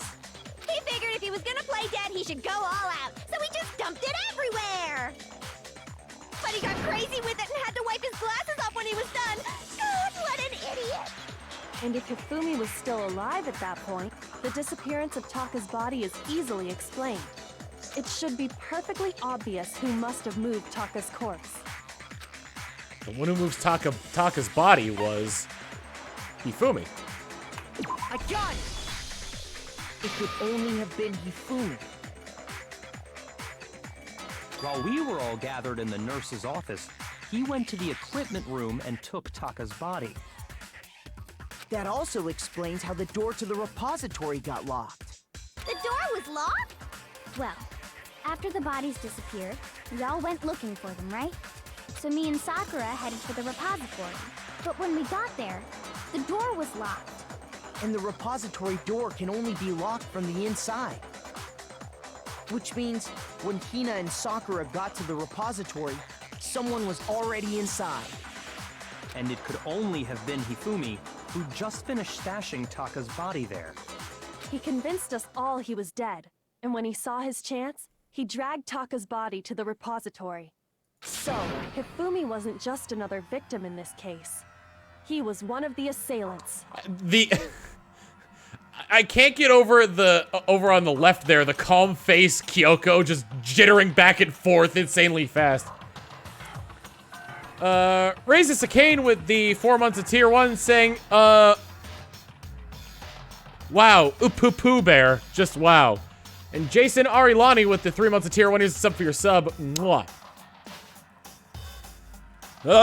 Assailant! But that means he took part in the murders. I just can't believe it. If you're having trouble, would you like me to show you one more piece of evidence? There's more? Oh, absolutely. The single biggest fact pointing to his involvement has yet to be revealed. I found it when I was searching Hifumi's pants. You know what I'm talking about, right, Makoto? The item he took off of Taka's lifeless body? Noble 13 with the 5 months of tier 1. Nope, that's not what I want. Noble 13 gifting five subs of tier 1 to Cassette Kid, Bloody Jester, Quantar, Epic Craft 9001, and Kanito 1377. Here's a big sub for those subs. Mwah.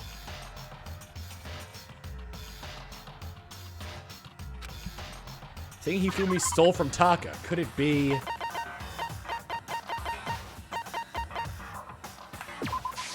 I got it! I got it! You're talking about the note Hifumi had hidden away, aren't you? Hidden note? That's right. We found it stuffed in his pants. What? In his pants? Yes, his pants. Susie the Doozy gifting 5 tier 1 subs to Silver Owl 1630, that one Asian guy, Tyler Explosion, Spooky Bed, and Zealot Love. Here's a big sub for your subs. Mwah.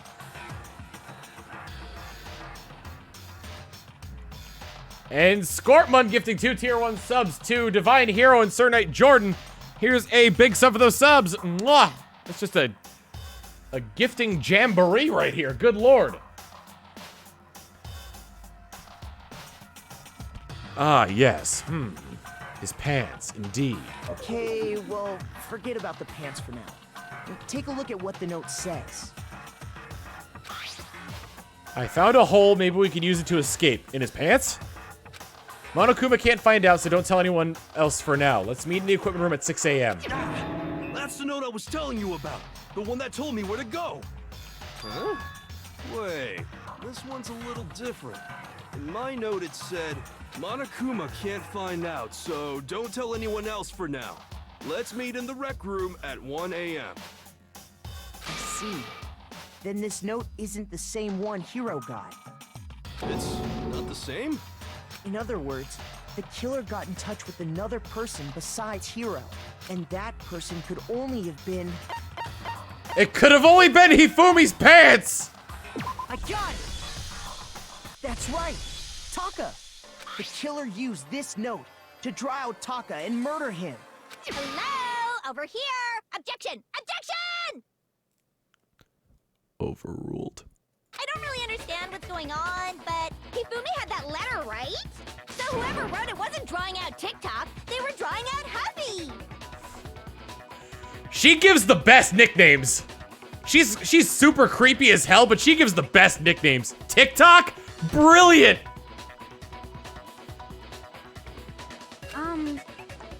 Just to be clear, TikTok is Taka and Huffy is Hifumi, right? Who's TikTok? Taka. Oh, yes! Why must you ruin it every time? Man, Genocide Jack is seriously scary, but still, I can't let her get to me. The bullet's going to be the small rip of paper. Oh, never mind. Broken wristwatch, Hifumi's glasses, and the cleaning cloth. Huffy had the note, right? Then the person it was intended for must have been Huffy! But remember what the note said. What time did it say to meet? 6 a.m., I believe. The time doesn't matter! The note has nothing to do with TikTok! No, dummy!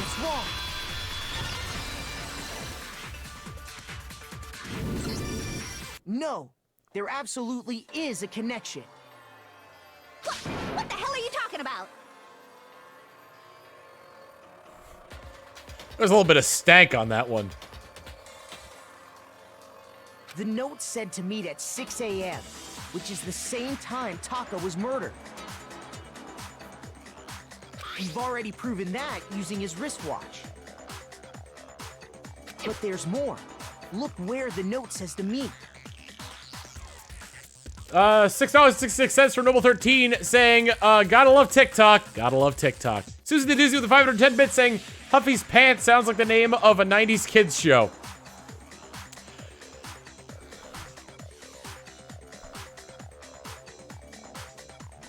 A kid show that I would never let my children watch. The equipment room, right? Which is where Taka was killed. I see. So, Taka was murdered at both the time and place written in the note.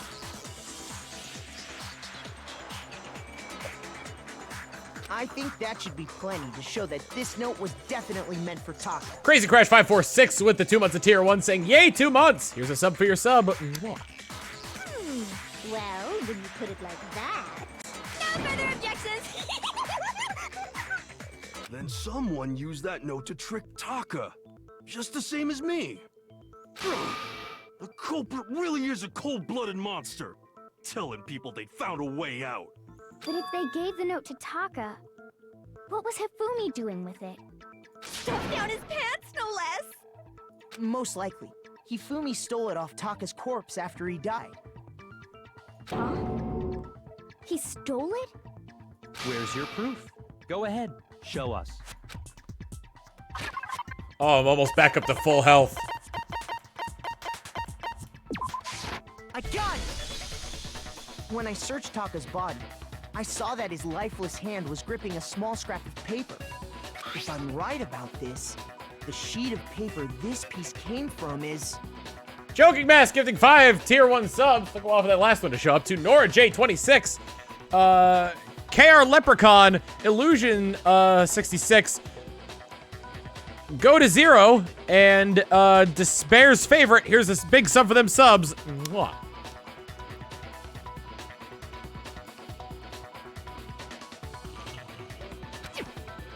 I knew it!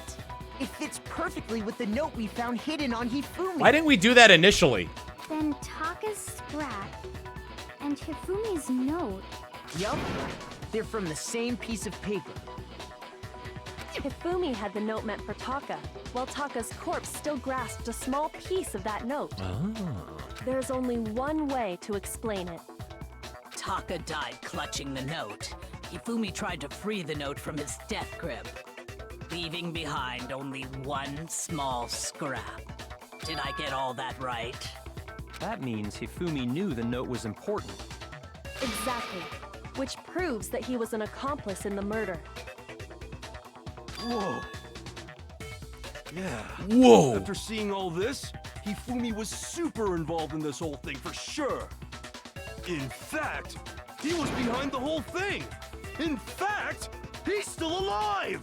As much as I wish that was true, Hero, which would wrap everything up, Hifumi's very much dead. Sorry, no. When we found him in the repository, Hifumi was truly and completely dead. Dominator gifting 2 tier 1 subs to Gingertail and a Cave Dweller Vids. Here's a big sub for your subs. Mwah! Susie the Doozy gifting a tier 1 sub to F Beat Them. Here's a sub for your sub. Mwah! The second body discovery announcement proves that. So then, who killed Who Hifumi? killed Hifumi? Whoever did is the mastermind, the true killer. He was killed in the repository. So he must have been killed not long after transporting Taka's body. Skirtmun gifting a tier 1 sub to... I have no idea how to pronounce this, so I'm gonna go with 1UG1A. Here's a sub for your sub. Mwah. So, he must have been killed after Taka's body vanished, but before we found both bodies in the repository. During that time, we'd all split up and were Lugia, searching okay. for Taka's missing body. Joking Mask gifting a tier 3 sub to Donna Bells. I don't know if you're here, Donna, but here's a big sub for that sub. Mwah, mwah, and mwah. And one more for you. Mwah.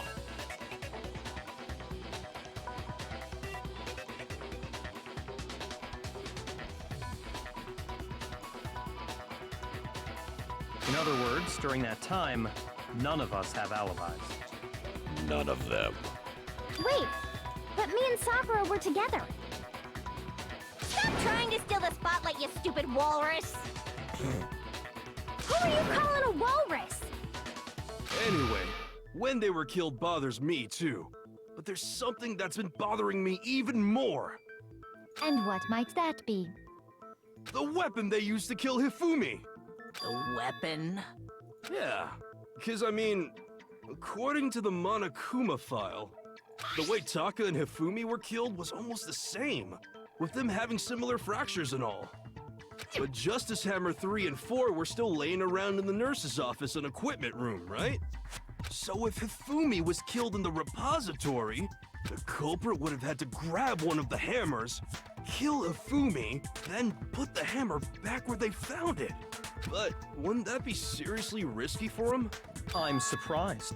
It seems there's some semblance of a brain knocking around that skull of yours after all. Hell yeah, it's packed in there good and tight. He's right, though. I don't understand it either. The Monokuma file makes it clear that they were killed using similar instruments. But if the hammers were already laying around those other rooms, So the question is, how could the culprit have gotten their hands on either of the hammers? Personally, I haven't a clue. So which hammer was used to attack Celeste? Number 1 or number 2? Those were accounted for in other rooms too. And I don't think either one is big enough to kill someone. Then,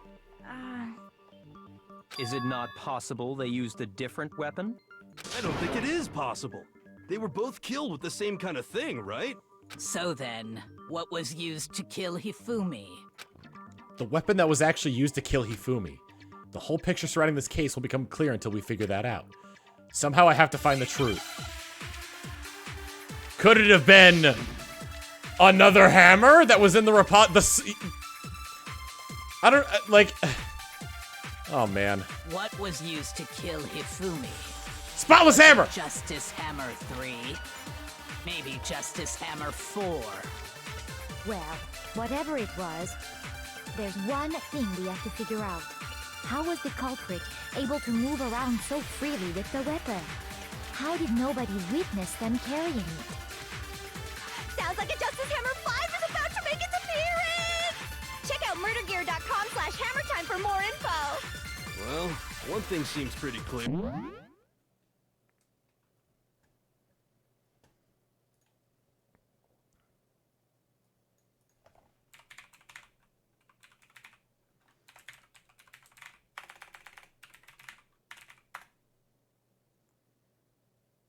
Nope.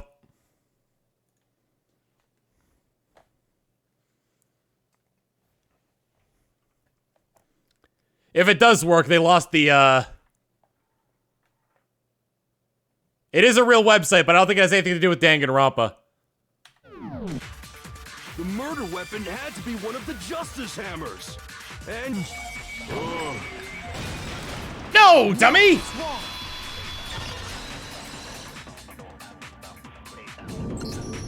The murder weapon wasn't a Justice Hammer at all. No, it was something completely different. But, seriously? A different weapon? Specifically, a hammer from the repository. The killer could have easily used that to kill Hifumi.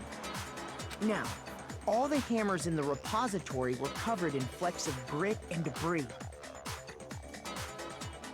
Apparently, it used to link to Genocide Jill's Wikia page. Huh. But for some reason, I guess they didn't re-up one the, of them had been scrubbed clean.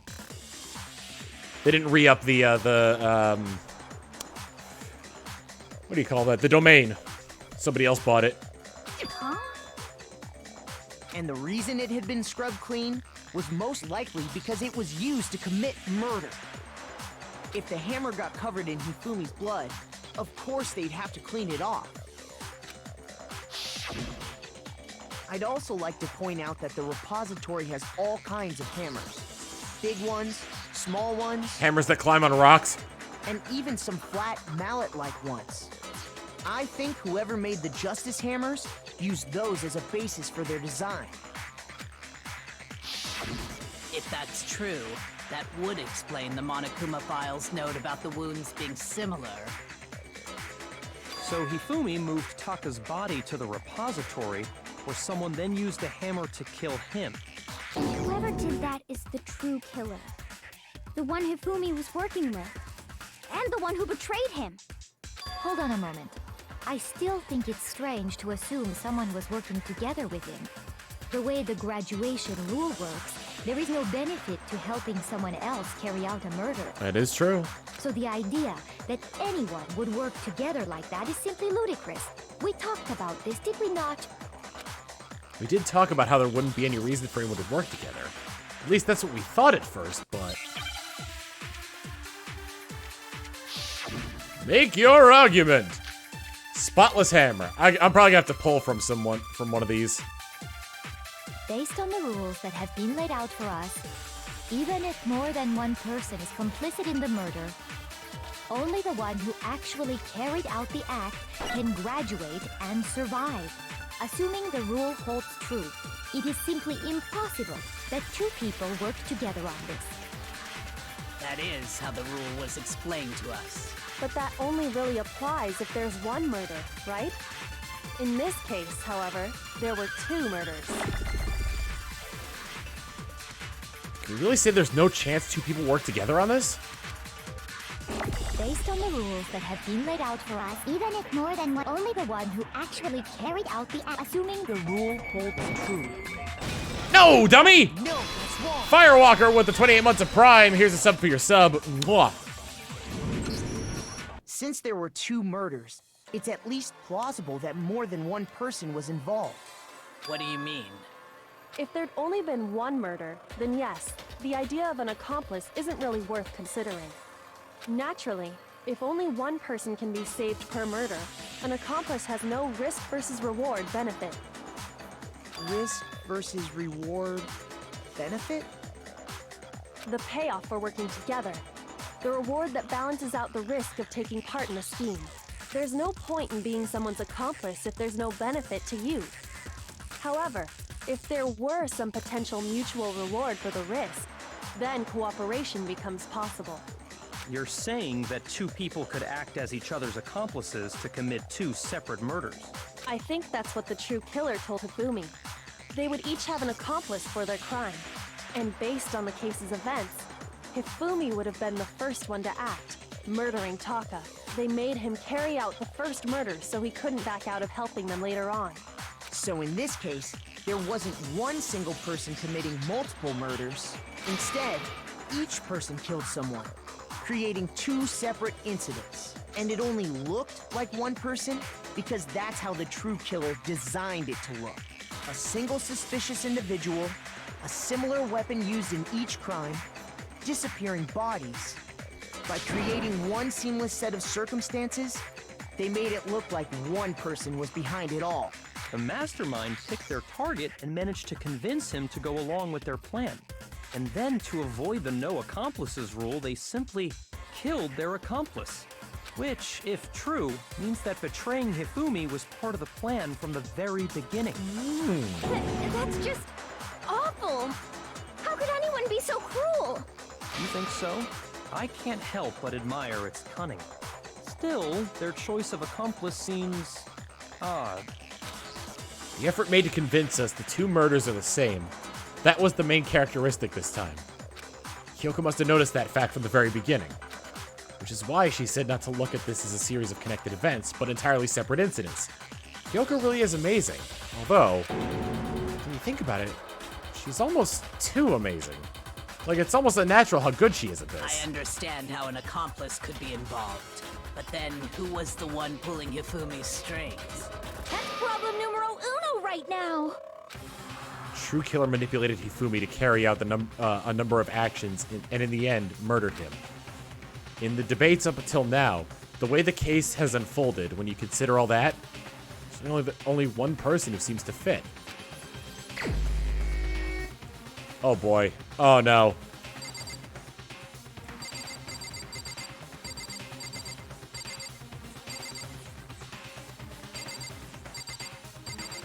The only person without a real alibi.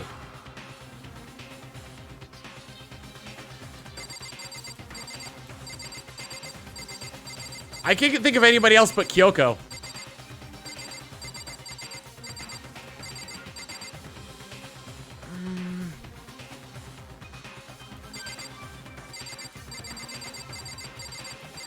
Jill couldn't have done it because she was Toko the entire time. She had passed out.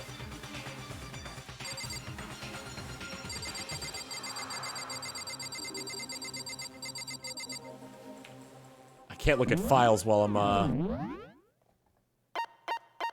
Yeah, I can't look at the files while I'm choosing this.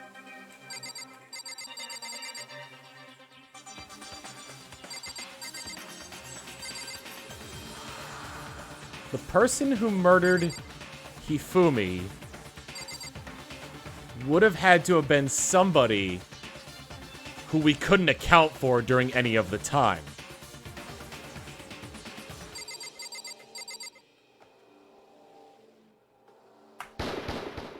That's the only person I can think of. Nope, there's no dialogue. Me? What are you basing that on? I would like very much to hear your explanation.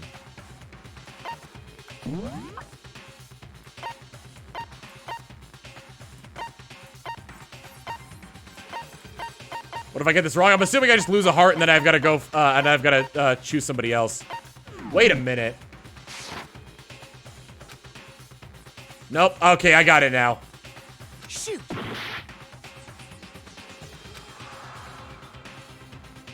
In the end, murdered him. In the debates up till now, the way the case has been unfolded, we consider all that. So only one person who seems to fit.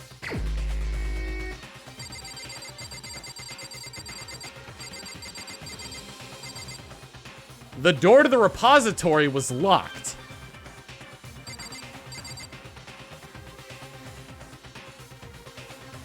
This is the only way I can see it. Are you confident in your assertion? Huh? Perhaps you should take a second to look through it again, more slowly this time. Nope. If I get down to half a heart, I'm gonna ask for help on this one.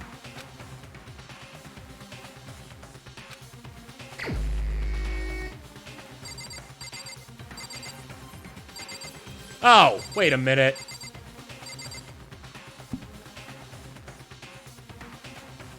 He's very much involved with this.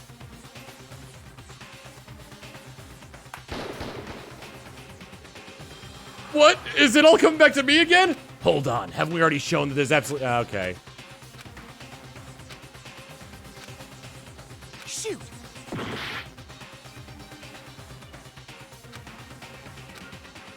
Manipulated Hifumi's actions.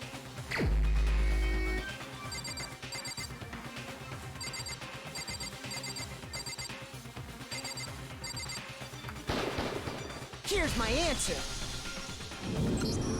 It was Celeste. Ah, so I'm the suspicious individual now, am I? I really do hate this kind of joke. She seems so removed from everything, and I just realized that, like, that the only way they could have gotten it to work is if they fabricated that photo. A joke? I wonder.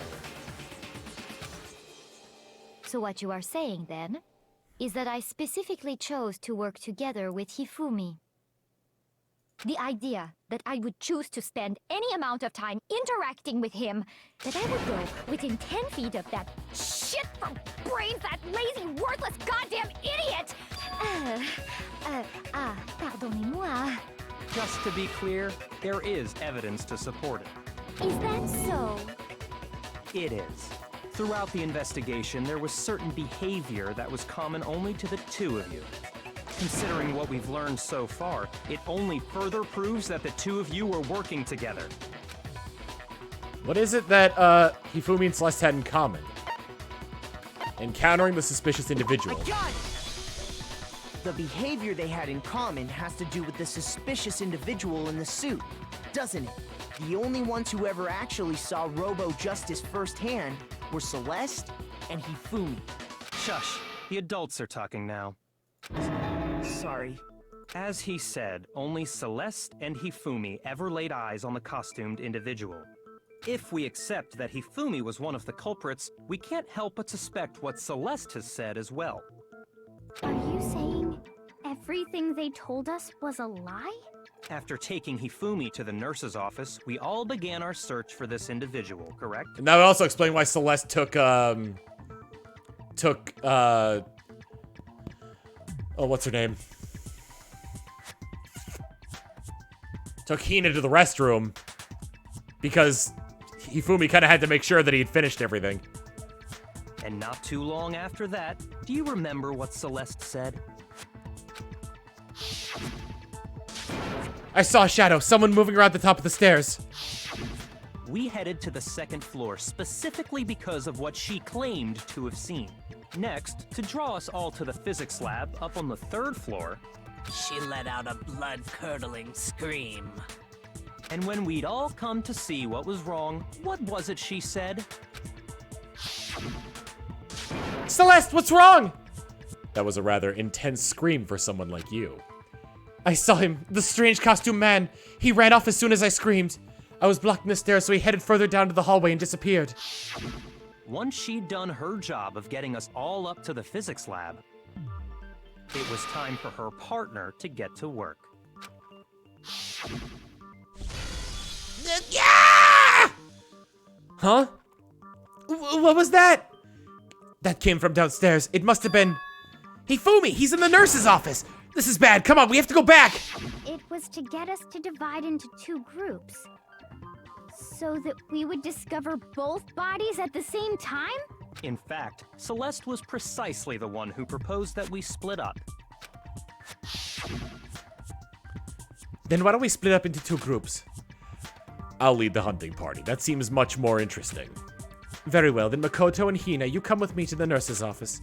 I will leave the capture of the suspicious individual to Toko, Byakuya, and Sakura.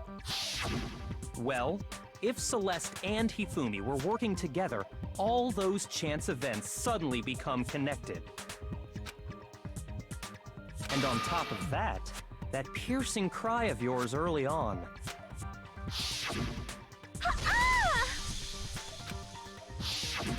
That was to signal Hifumi, wasn't it? It was your way of telling him, we're on the 3rd floor, everything's going according to plan. Why else would you let out a scream that could have carried across the sea? I just realized another strange thing.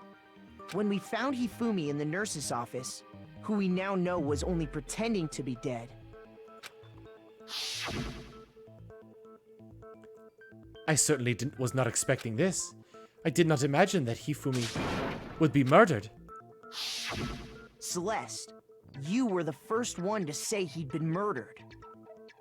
You wanted to make sure we wouldn't have any doubt in our minds. Alex, the number with the 31 months of tier 1, here's a sub for your sub. Mwah. It's all very subtle things. I don't believe it. Everything. The whole thing was one big act. Hina, you were with Celeste when Hifumi's body disappeared, right? Yeah. I was feeling kind of sick, so Celeste took me to the bathroom. Wait! Then that was... She wasn't worried about you. She just saw a chance to help Hifumi sneak out of the nurse's office. Each piece isn't much by itself, but start putting them together and the picture gets very ugly indeed. Wouldn't you agree, Celeste? I have no idea what you mean. Don't bother trying to deny it. You made one fatal mistake. Oh, did I? I didn't even catch it myself when you first said it, but looking back, I can say that that one little slip-up was your undoing. What are you talking about? I'm talking about what you said after Hifumi's body disappeared and we returned to the nurse's office. They must really be enjoying this. Enjoying the sight of us standing around frightened and confused. We're all going to die here. We're going to die just like those guys died. I remember her saying that too, but I don't understand what's so strange about it. Then pay attention. Sakura, Toko, and I were first to discover Taka's body in the equipment room. Then Makoto showed up and told us Hifumi had been killed. So Sakura and I left with Makoto. Once we were in the hall, we ran into Celeste, and the 4 of us headed to the nurse's office. Now, the entire time we were together, none of us said anything about Taka being dead. Think about it. Celeste's comment doesn't make sense. It was completely out of place. Yeah, I see what you're talking about. Although I don't really get what it means. You hear that, Celeste? Everyone's having some trouble understanding. Could you repeat what you said? If you're really not the culprit, you shouldn't have any problem repeating it, right? All right. Seems like chat's getting too hint happy in here, so we're going to sub-only mode.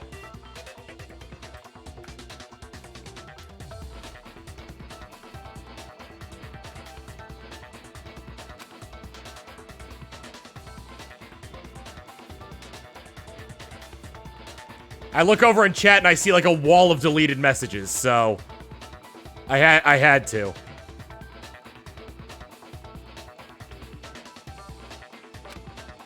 Byakuya said that Celeste's comment doesn't make sense.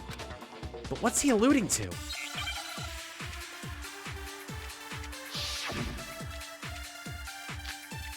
Monokuma File 3. All I said was... They must really be enjoying this. Enjoying the sight of us standing around, frightened and confused. They must be positively elated. We are all going to die here. We are going to die, just like those guys died. And that is all I said. And that's all it takes to finish this. It's obvious, isn't it, what was so strange about Celeste's comment?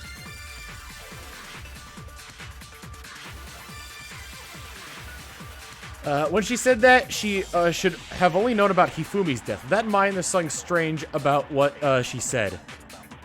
All I said was, they must really be enjoying the sight of us. They must be. We are all going to die here. We are going to die. Just like, and that is all. And that's all it takes to what was so strange about Celeste's comment?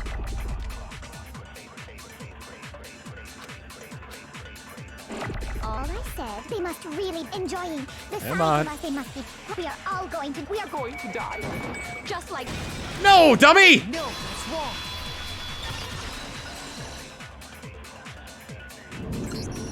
That's right. There's no reason Celeste should have said, just like those guys died. When she said that, none of us had told her Taka was dead. Exactly. And we didn't run into her until after we were all out in the hall. So there was never any chance for her to have seen his body in the equipment room for herself. So how did you know, Celeste? How did you know more than one person had been killed? And how did you know they were both guys? Because Kyoko had also disappeared, right? So she could have been dead too.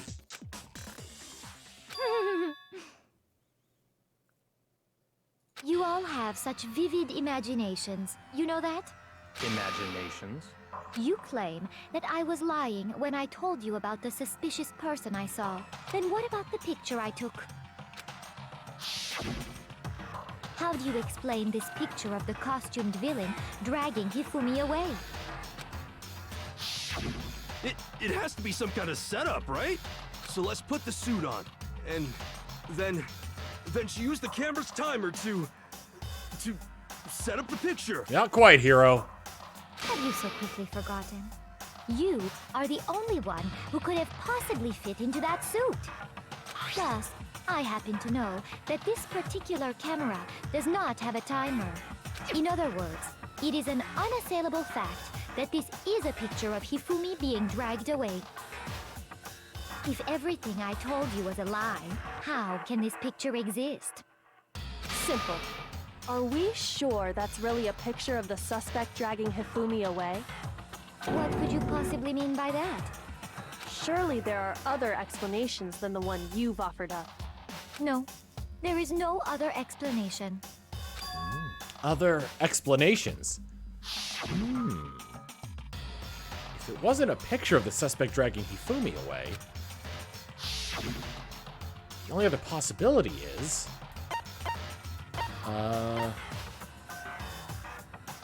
Hifumi is dragging the suspect away. I got it! I got it! It's not a picture of the suspect dragging Hifumi away. I would say it's a picture of Hifumi dragging the suspect away. That's certainly within the realm of possibility.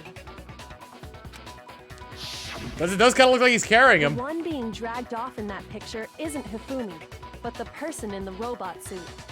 We've simply been led to believe that it's the other way around. And the strange costume might only exist to lead us astray even farther.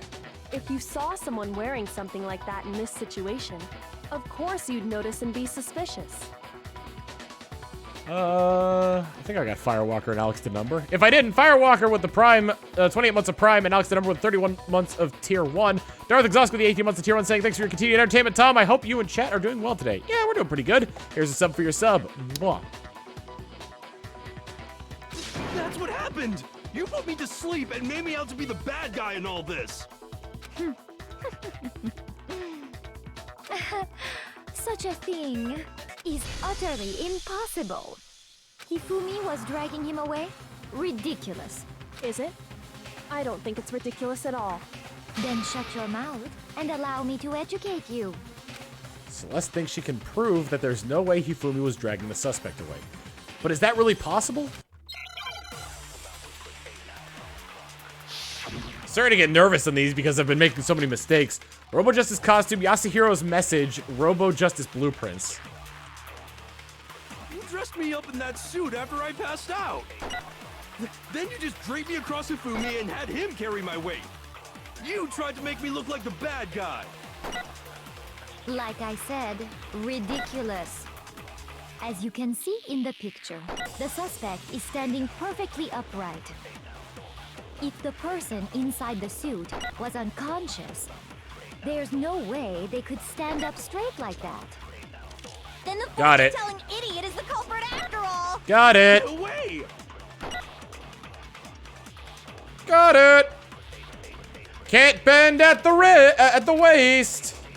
You dressed me up in that, then you just draped me. You tried to make me look Like I said, as you can see in the picture, if the person inside the suit was unconscious, there's no way they could stand up straight. No, dummy! No, that's wrong.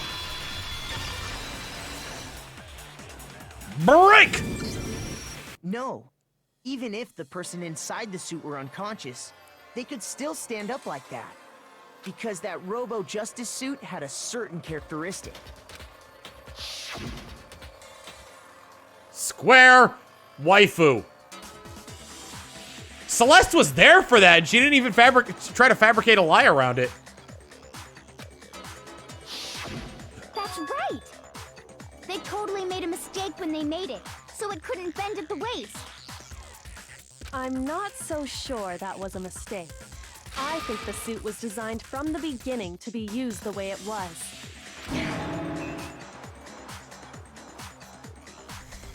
I love the juxtaposition between the photo on the left and her actual pose.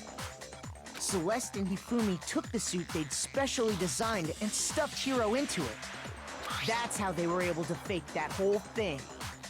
The point of it all was to make us believe whoever was in the suit was to blame. Well then, I suppose this is checkmate. Checkmate?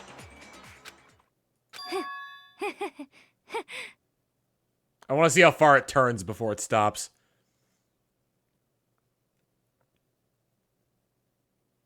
It's still going. It's still going. I think we've stopped moving backwards. There we go. Don't make me laugh, you idiot! What do you mean, checkmate? Celeste? Clearly, you want to cram me into your little guilty box. Well, there's one little problem. Have you already forgotten what Hifumi told us as he lay dying? Hey, Hifumi, who was it? Who attacked you? Who tried to kill you? Who killed me? That's right. I remember their name. Yasuhiro.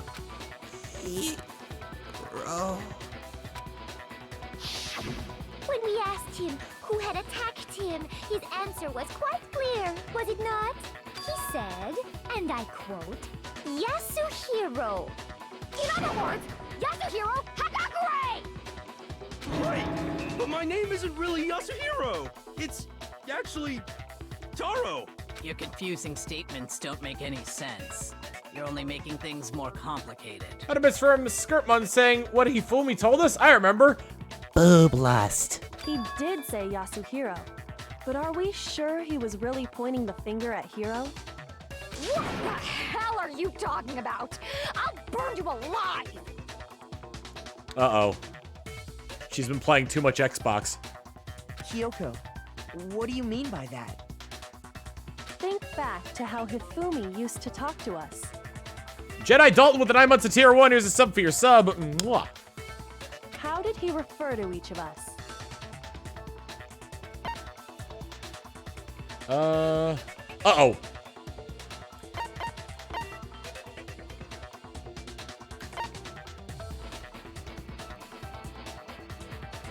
He did say for serious a lot, but I don't think that's what she's referring to.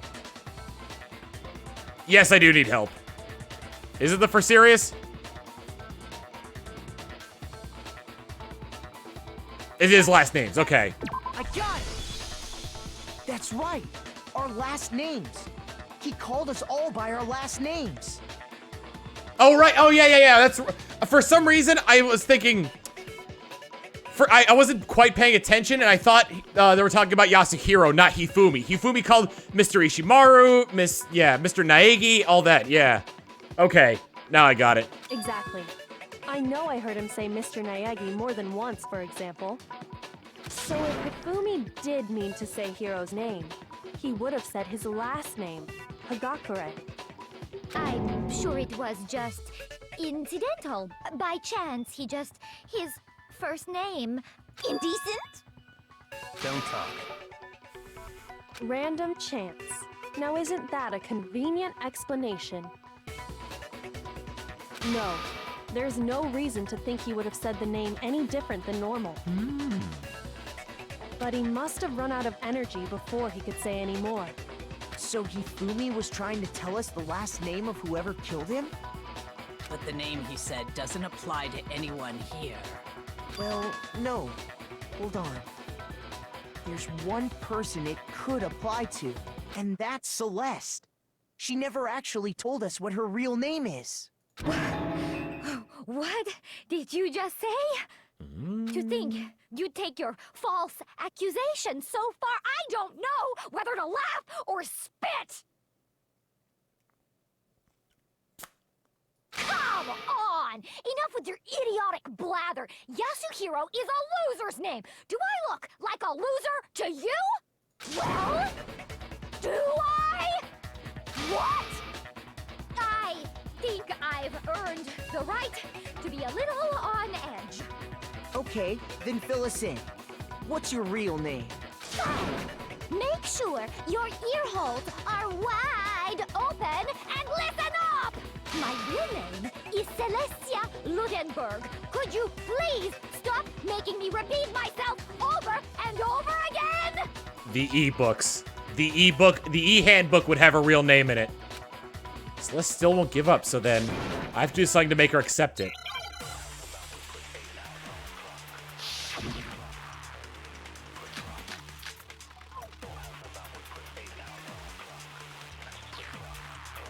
Hifumi was trying to tell us something. He wanted us to know the killer's last name, Yasuhiro. If there's one person here who might have that last name, It would have to be you, Celeste. You haven't told anyone what your real name is. How many times do I have to tell you? My name is Celestia Ludenberg, god damn it! I like how it's upside down. How long do you plan to go on pretending? I'm not pretending. It's the truth. And since you have no way to contradict me, that's the only truth there is! Moron! What blocked it? Was it blocked? I remember there's something that shows its owner's real name. Oh, the pink. The pink text. Okay.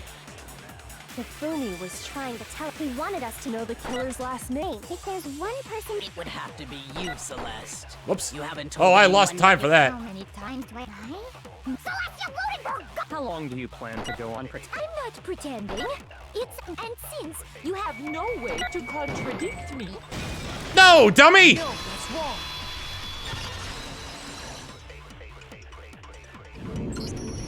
That's it. The handbook. what? Anytime you turn your handbook on, it shows the owner's name when it boots up, right?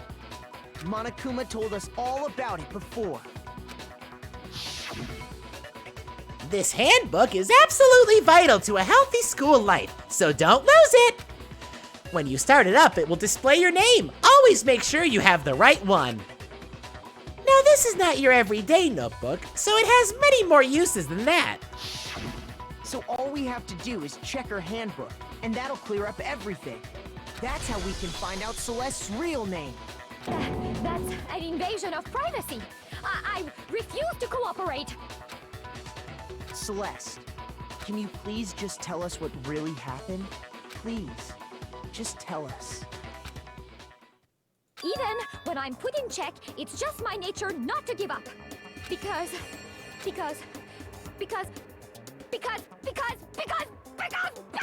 Because of the wonderful things she does. until the game's over, you never know what might happen. Fine then. Let me settle it. Let me go over the case again, from the beginning, and shed light on all your crimes. All your crimes. And that'll bring everything to an end.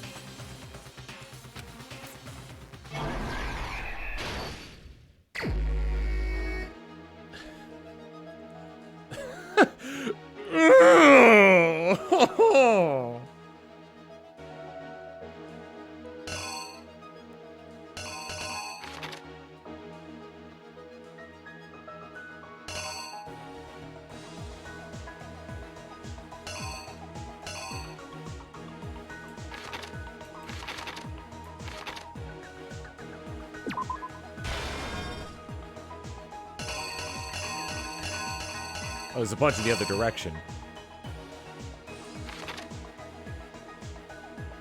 Hold on.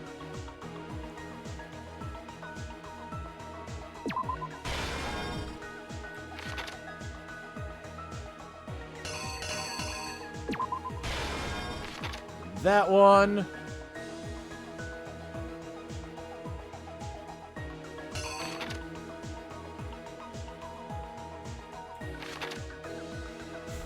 Blood tornado!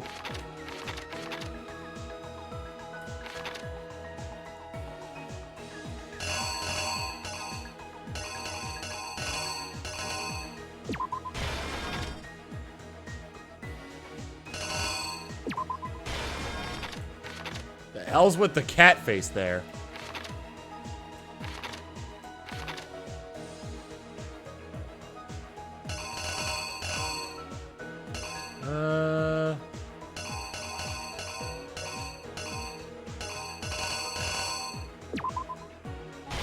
Would have been 3. 4 would have been after Taka died.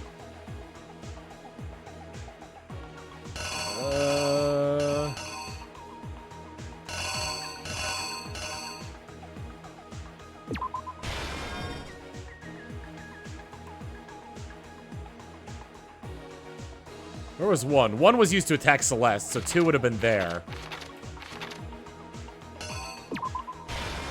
Is that everything? No, I'm still missing this. Oh. There we go. The killer is Reenact! you! Before anything, the killer persuaded someone to help carry out the murder. And that person was... Yeah. Hifumi. With an accomplice, the killer was able to execute a number of otherwise impossible schemes.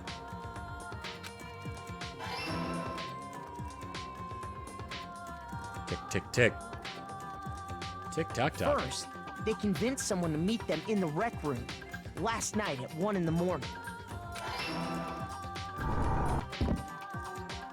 That someone they met with was Hiro.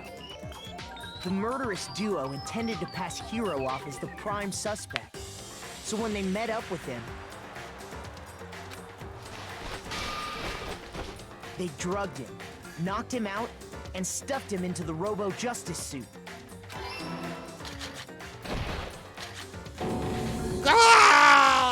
Next, Hifumi positioned himself to make it look like Robo-Justice was attacking him, while the killer used a digital camera to take pictures of the assault. Yeah, how'd they get all that hair into the Robo-Justice helmet?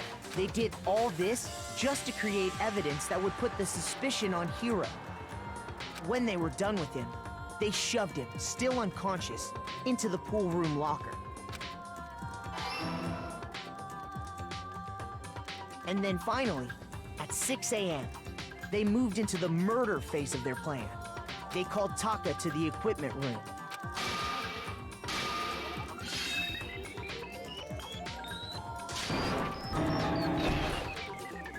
I wish they had used like And a that's cartoon, where Hifumi killed him, cartoon like making it the scene of the bonk first sound murder. effect.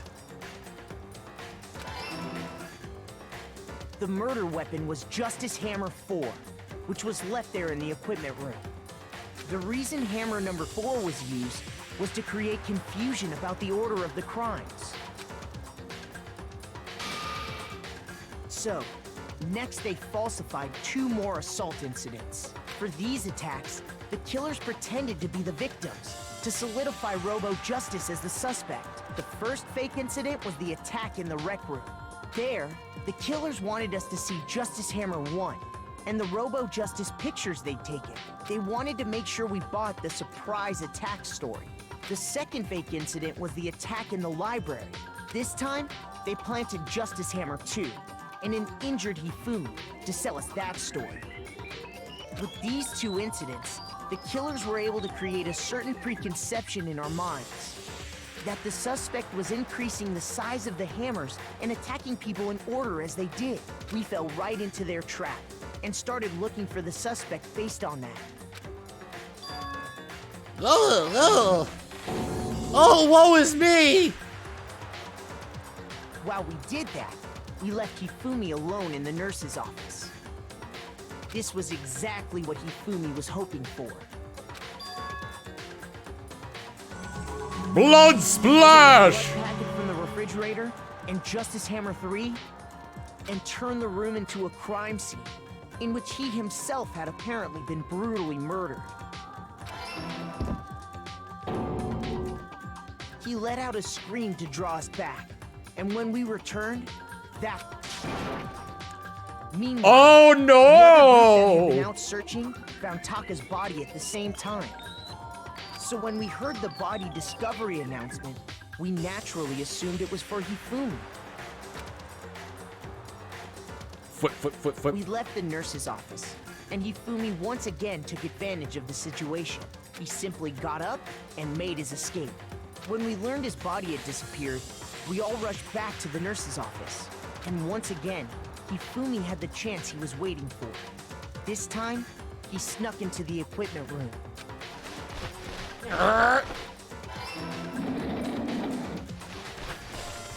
He wrapped Taka's body in a tarp and used the dolly to move it all the way down to the repository. That explains how each of the bodies disappeared. But even Hifumi didn't know what the true killer had in mind for their final act.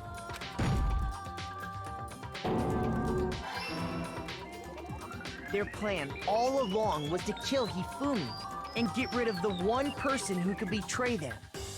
And they did it using an ordinary, everyday hammer from the repository. That should cover everything that happened in this case.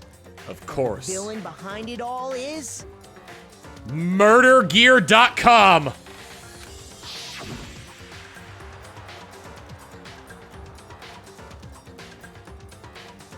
Now kiss!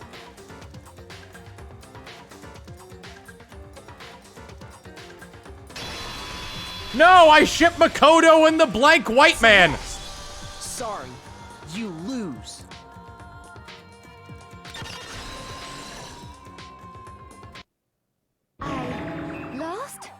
I lost? When was the last time I was forced to utter such words? They hang heavy around my neck. Well, I'm sure something else is gonna hang heavy around your neck once this case is over. Then you admit it?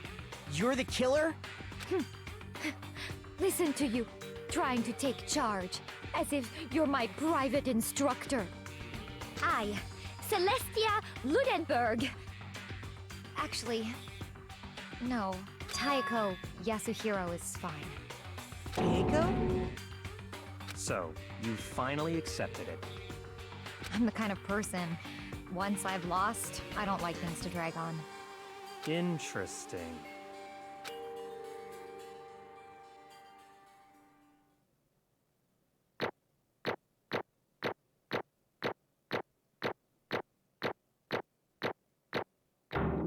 Hey!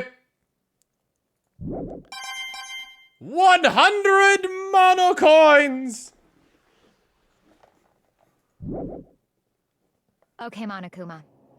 I'm ready to begin. Or, no, I suppose this is the end, isn't it? It is indeed the moment we've all been waiting for. Time to vote, okay? Okay. If you would, please locate your lever and cast your vote. And when the votes are tallied, who will become the blackened? Will you make the right choice or the dreadfully wrong one? What's it gonna be? What's it gonna be? Time to vote! Who is found guilty? Come on, come on. Nice! Look at all those coins I won!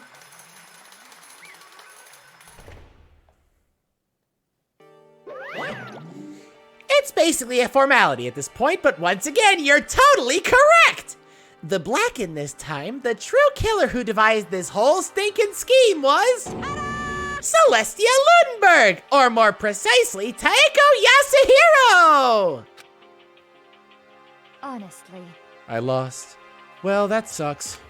I guess trying to work with someone else was a mistake after all.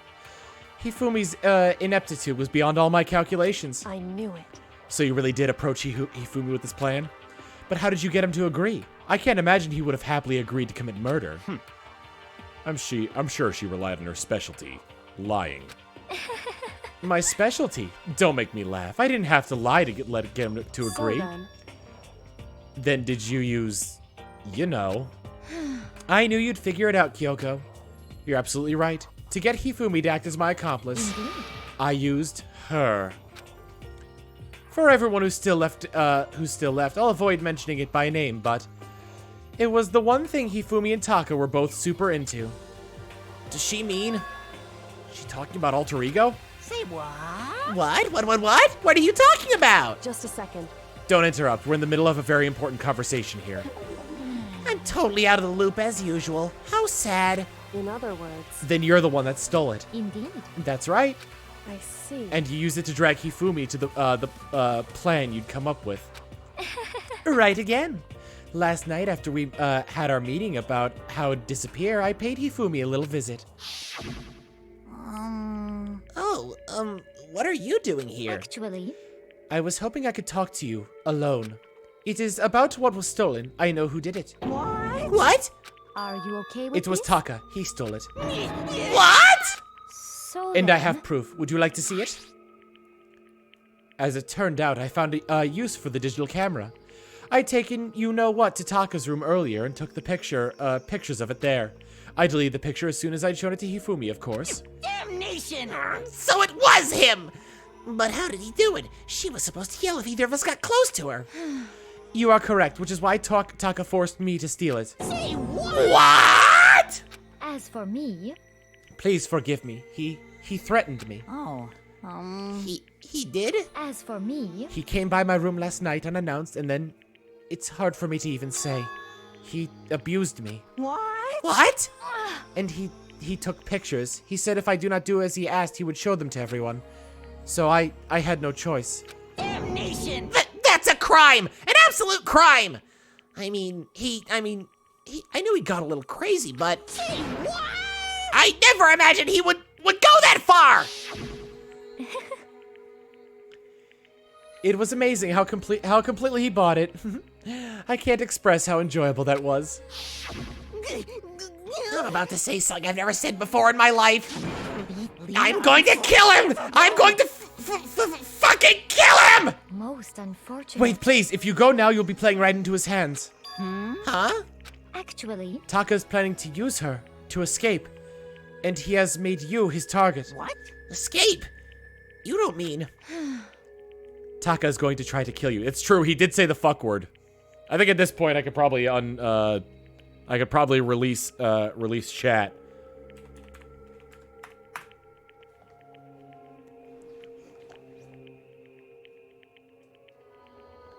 Taka is going to try to kill you. What? indeed. Also, he can keep her to himself. That bastard! Bastard! Honestly, Can we allow him to continue these barbaric acts? Absolutely not! How could I?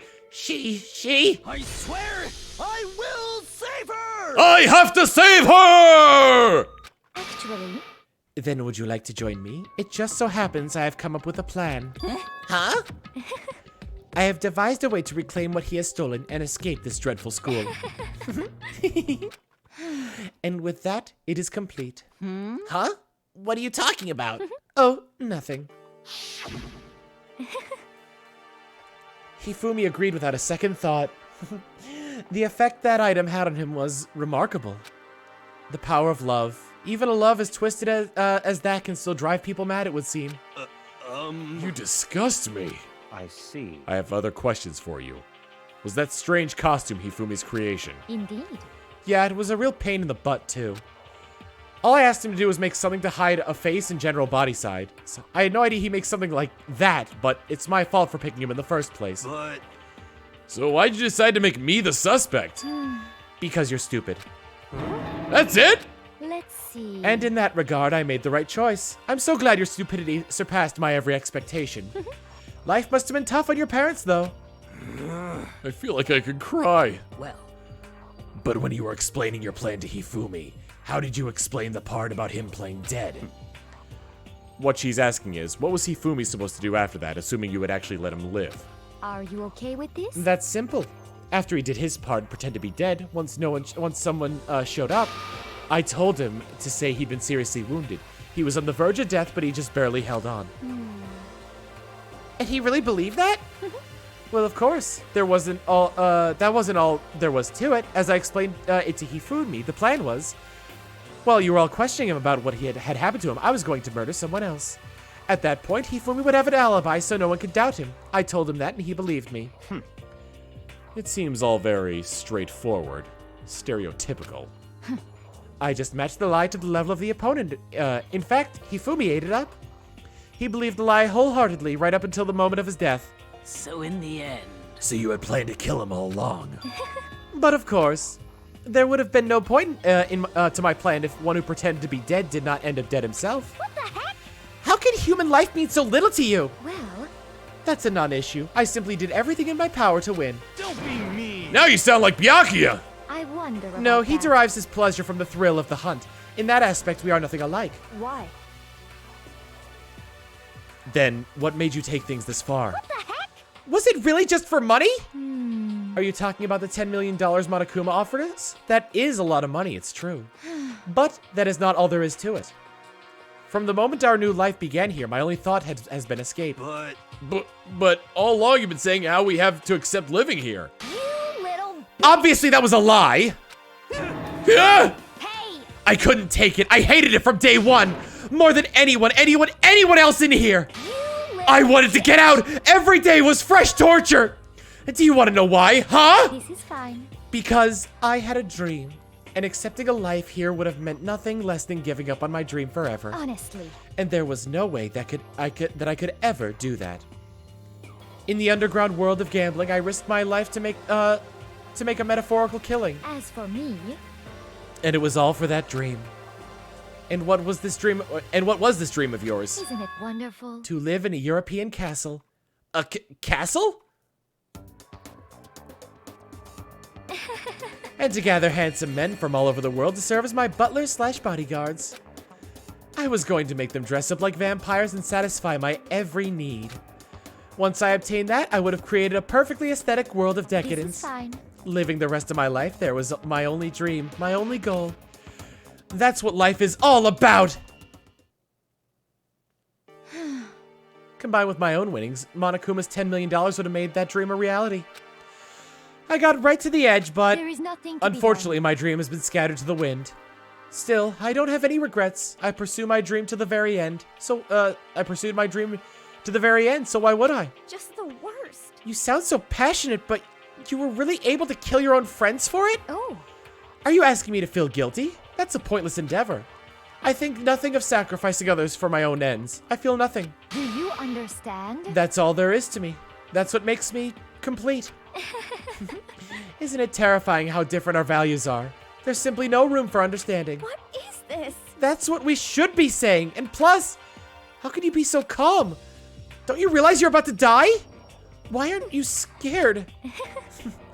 My ability to lie is unrivaled, and I take pride in that. It's not just other people. I can even fool my own emotions. The conscious deceives the unconscious.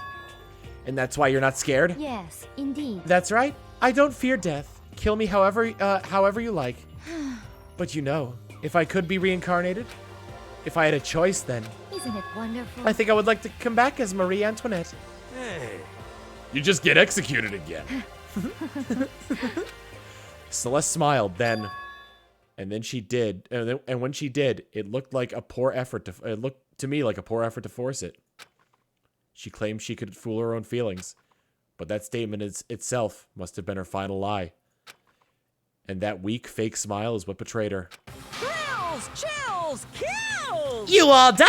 Okay, let's get rolling. The Blackened disturbed the peace and must pay the price. Now then, I prepared a very special punishment. For her, the ultimate gambler. Let's give it everything we've got. It's punishment time! I guess I'll let Kyoko hold on to this. What? This is... Will it really give you the hope you're looking for? I can't say I ever saw it that way. Which is why... Actually, it's not important. Well then, take care, everyone. Perhaps we'll meet again, in another life.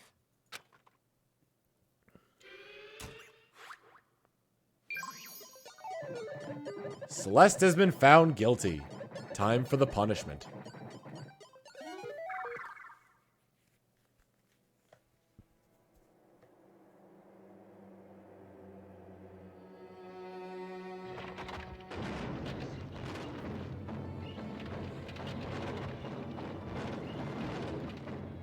Burned like a witch, it seems.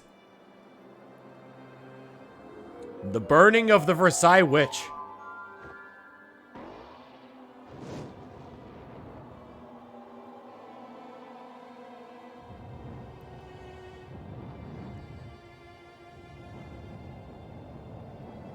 It fits for a castle dream. I was expecting her to be strapped to a giant roulette table, honestly.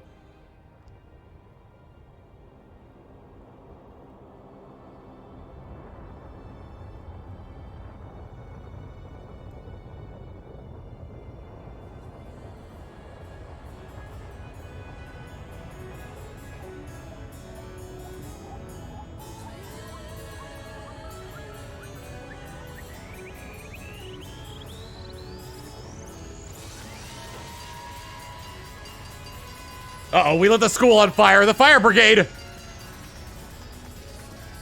Sweet oh God. Sweet stunts.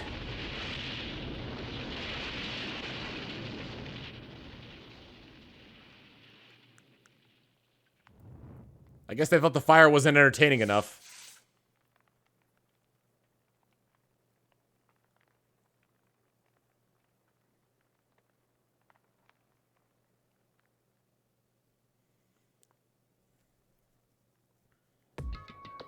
It's over.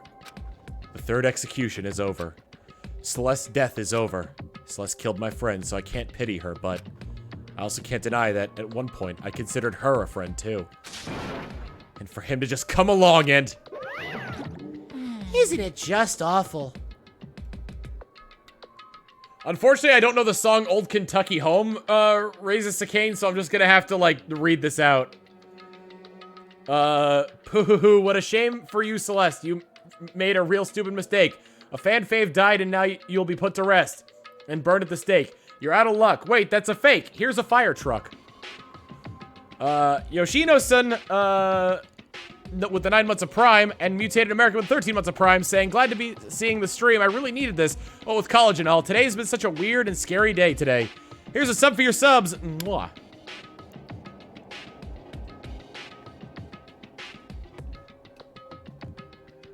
The point was to kill her like a common person, as so many people die by car, fire is rare. Oh. Isn't it just awful?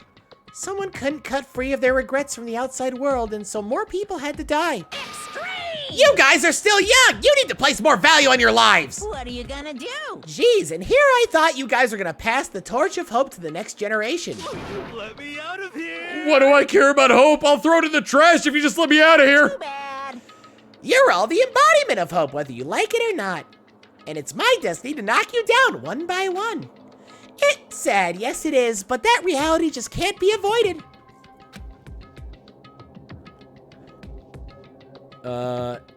Don't talk like you're not responsible. How are you gonna make us keep going through this? What do you want from us? How strange.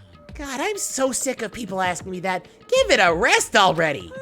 So anyway, Kyoko, did I see some kind of key type object? Did you get some kind of key type object from Celeste? Hey! So, what's the deal with that? What? Huh? What's the matter? So then, I'll answer your question if you answer mine. you... What did you do? What did you do to me? Ooh. What? Hey, Answer me. What did you do to my body? Ooh. What? Oh man, oh jeez.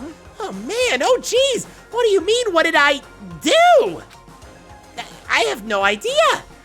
I don't know anything about it. What was that just now? The mastermind did something to Kyoko's body? What does that mean? Hello. Okay, things are getting kind of awkward. I think it's about time I got out of here. Well, Meanwhile, you guys can go on enjoying your school life. If you get lonely, give me a shout. Not that I'll do anything about it, of course. see ya. See ya! Monokuma disappeared, leaving us all depressed and in despair. Although, it wasn't all despair. There was one small hope. Hey, Kyoko, Monokuma already mentioned it, but what's that key Celeste gave you? so... Most likely, it's the key to one of the dressing room lockers. Huh? What? Then that means... Celeste probably hid it in there. Hey, I suppose sometimes it's easy to miss out on miss what's right beneath your nose. Well, then we better go check. Indeed. Good idea. We left the courtroom and rushed to the dressing room. As we approached the dressing room, Kyoko looked back at us and said, Hey. I'm going to go on alone from here. Everyone else, head to the dining hall. I'll check in with you later. Why exactly are you going alone? So... Do you even have to ask? As she spoke, she quickly glanced at the surveillance camera. Come on. That's not what I mean. Why you? There's still the risk of a spy, you know. Then I'll go too. What? You? Please, let me go! Standing here arguing is just gonna draw more attention to us. Goodbye. Do whatever you want. Thank you, Byakuya. Well then. Then it's up to you now. Yo! I'm gonna go to the dining hall, okay? Huh? So Makoto and Kyoko are gonna go together? Does that mean what I think it means? Okay. Good luck, Makoto. Girls like her are total pushovers when you show a little backbone. Oh, but Hina, I've got eyes for you. Try to forget what Hina said. Everyone head to the dining hall, leaving me and Kyoko there alone. Shall we go? Well, shall we? Yeah, So then, we need to get into that locker. Kyoko took the key Celeste had given her and unlocked the door. As the locker swung open, we saw... You're really cold. Good morning. It's been a while, hasn't it? It's safe, thank goodness. I never heard Kyoko sound so relieved. It was like she was speaking from the bottom of her heart. I did just what Celeste asked. I didn't say a word, but I stayed quiet the entire time. Oh, and I think I might be able to open the last set of files soon. Maybe as early as tomorrow. I'm doing my best, so please just wait a little while longer. So now we can officially say the case is closed. As far as this incident is concerned, sure, but... Can we take a second, since we have this opportunity? I want you to be honest with me. Kyoko, please tell me. What are you trying to do all on your own here at the school? you... Is that why you wanted to come here with me? Reorganite with the 54 months of tier 1. Here's a sub for your sub. Well, the message saying, so Tom likes Hina. I see Tom too as a man of culture. However... Regardless, that's not something you need to know right now. I don't need to know? That just makes me even more worried. What? Worried? Like what happened during the investigation this time? You disappeared and we just didn't see you again. Without warning, without explanation? When you do that, Indeed. it's only natural they think I'm the mastermind spy, right? And you too. No! I believe in you. You believe in me? Isn't it obvious? People believe in their friends, right? That's why I want you to tell me. And I want you to believe in me too. Because we're friends. I understand. It's true. Then maybe I can believe in you. Just a little bit more.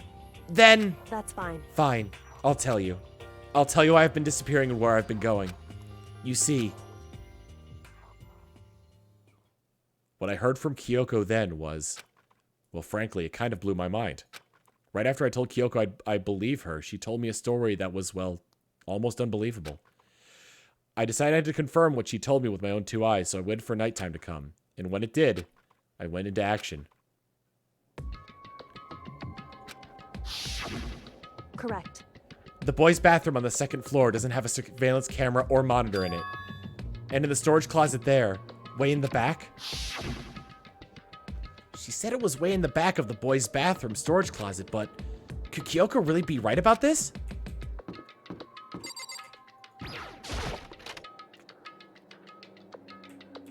No monitor.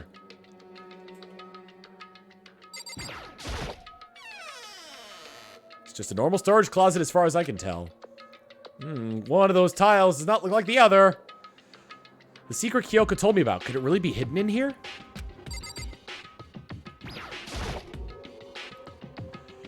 She said it was away in the back of the storage closet. But I mean, seriously? Without thinking, I placed my hand in the back of the storage closet, and suddenly, as if I were being yanked in... Gashunk. At the same time, I heard a sound as I fell through the wall. I had no idea what was going on. Bump. I had fallen through the back of the storage closet. Huh? It turned out, the back wall was a revolving door, and I made my way to the other side, just like Kyoko had said. Correct. In the boys' bathroom on the 2nd floor, there's a storage closet. And way in the back of that closet, there's a secret room. So this is the secret room. But what's in here? There's a desk to investigate and a bookcase. It's just a normal desk with normal drawers. Let's make sure there's nothing I'm missing around here by not searching every facet and corner of this room. Okay. There's a bunch of files and what looks like volume after volume of yearbooks. They're all covered in dust. Looking at everything, one file at the edge of the bookshelf caught my eye. Hope Speak Academy Student Registry? This is the only thing here not covered in dust. Has someone been looking at it recently? I slipped the file into my hand, but before I had a chance to take a look at it, a slip of paper fell out of the file and I turned my attention to it. What's this? You must not leave. That's kind of weird. I can understand it if it said something like, I can't leave, but you must not leave? What is this? My head feels funny. This strange sensation. It's like deja vu. Those words, you must not leave. I've seen them somewhere before. But I can't quite remember. What do I know? What don't I know? A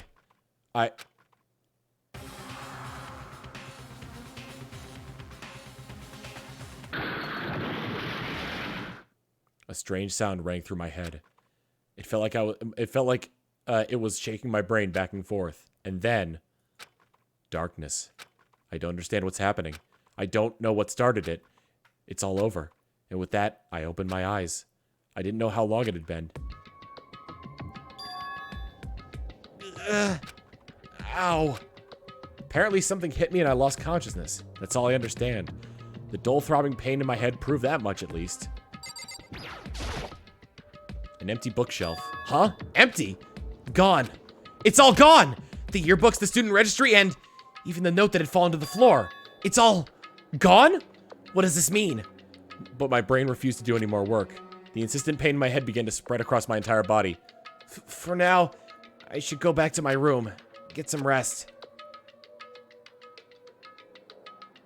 My body was heavy with pain, my mind heavy with thought. I dragged myself back toward my room. Somehow I made it back to the first floor of the school. The farther I walked, the more I felt. Things are getting blurry. Can't see in front of me. I couldn't stop myself from collapsing right there. And after that... As if from a vast distance I heard a sound. It was faint but undeniable. That sound. It's coming from the gym? As I desperately hauled my shaky frame toward the gym, the sound got stronger and stronger. Crack! What's going on? It can't be nothing. Here in the gym?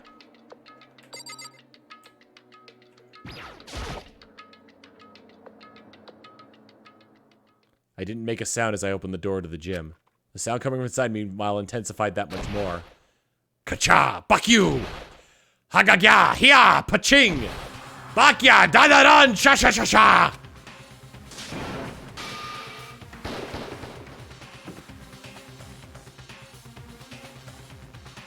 Before me there raged a battle beyond anything humanly possible. No, one side's not human, that's for sure, but regardless, I couldn't stop staring. I forgot to move or even breathe. Why, you? What do you think you're doing? I asked you a question. What's the meaning of this? How dare you defy me? This wasn't part of the deal! The deal? I've made a decision. I will no longer retreat, no longer compromise, no longer regret. I've made my decision. I'm going to resist you. Okay, but you do realize what will happen if you go through with this, right? You haven't forgotten, have you? What I'm holding hostage? Sakura was the spy. What am I looking at? What am I hearing? A hostage? Then could it be the mastermind spy is... Chapter 3, A Generation Legend. Stand tall, galactic hero. The end. With that, merely 7 students remain.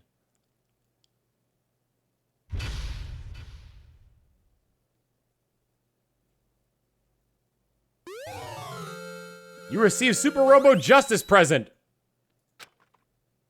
I would like to save the data.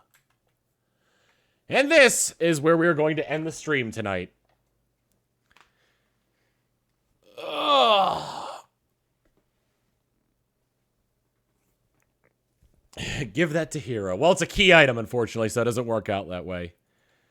A lot of interesting developments happen there, particularly learning that perhaps our dear Sakura was not who she seems. However, I still believe in her. I know she's betraying us from the beginning, but she's coming around.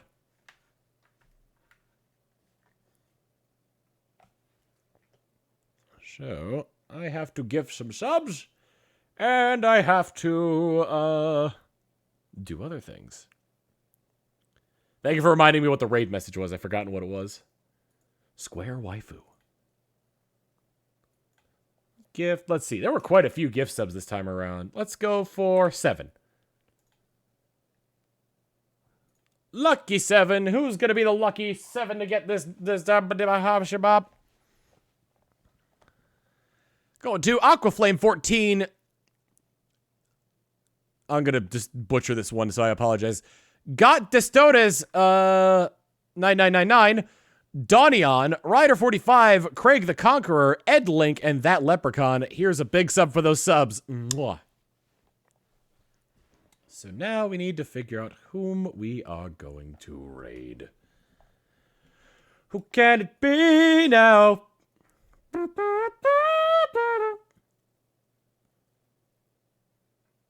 Who can it be now?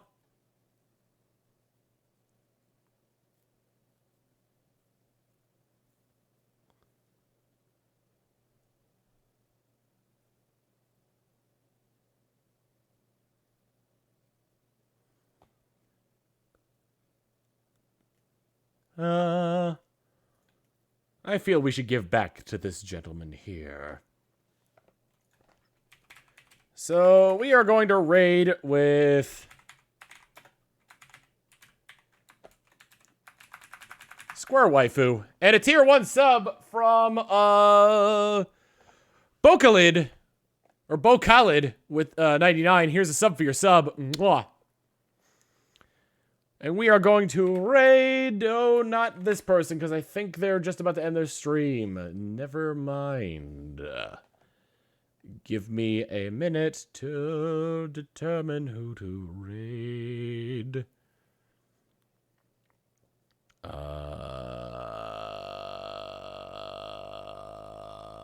about this guy?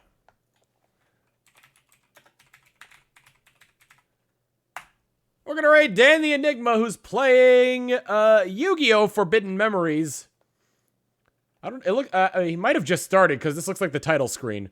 So be sure to give him some of that Tommy-ness love, and I will see you guys back here on today's Sunday, on Tuesday, for possibly more Doom and possibly the final stream of Doom. So I'll see you all then. Later.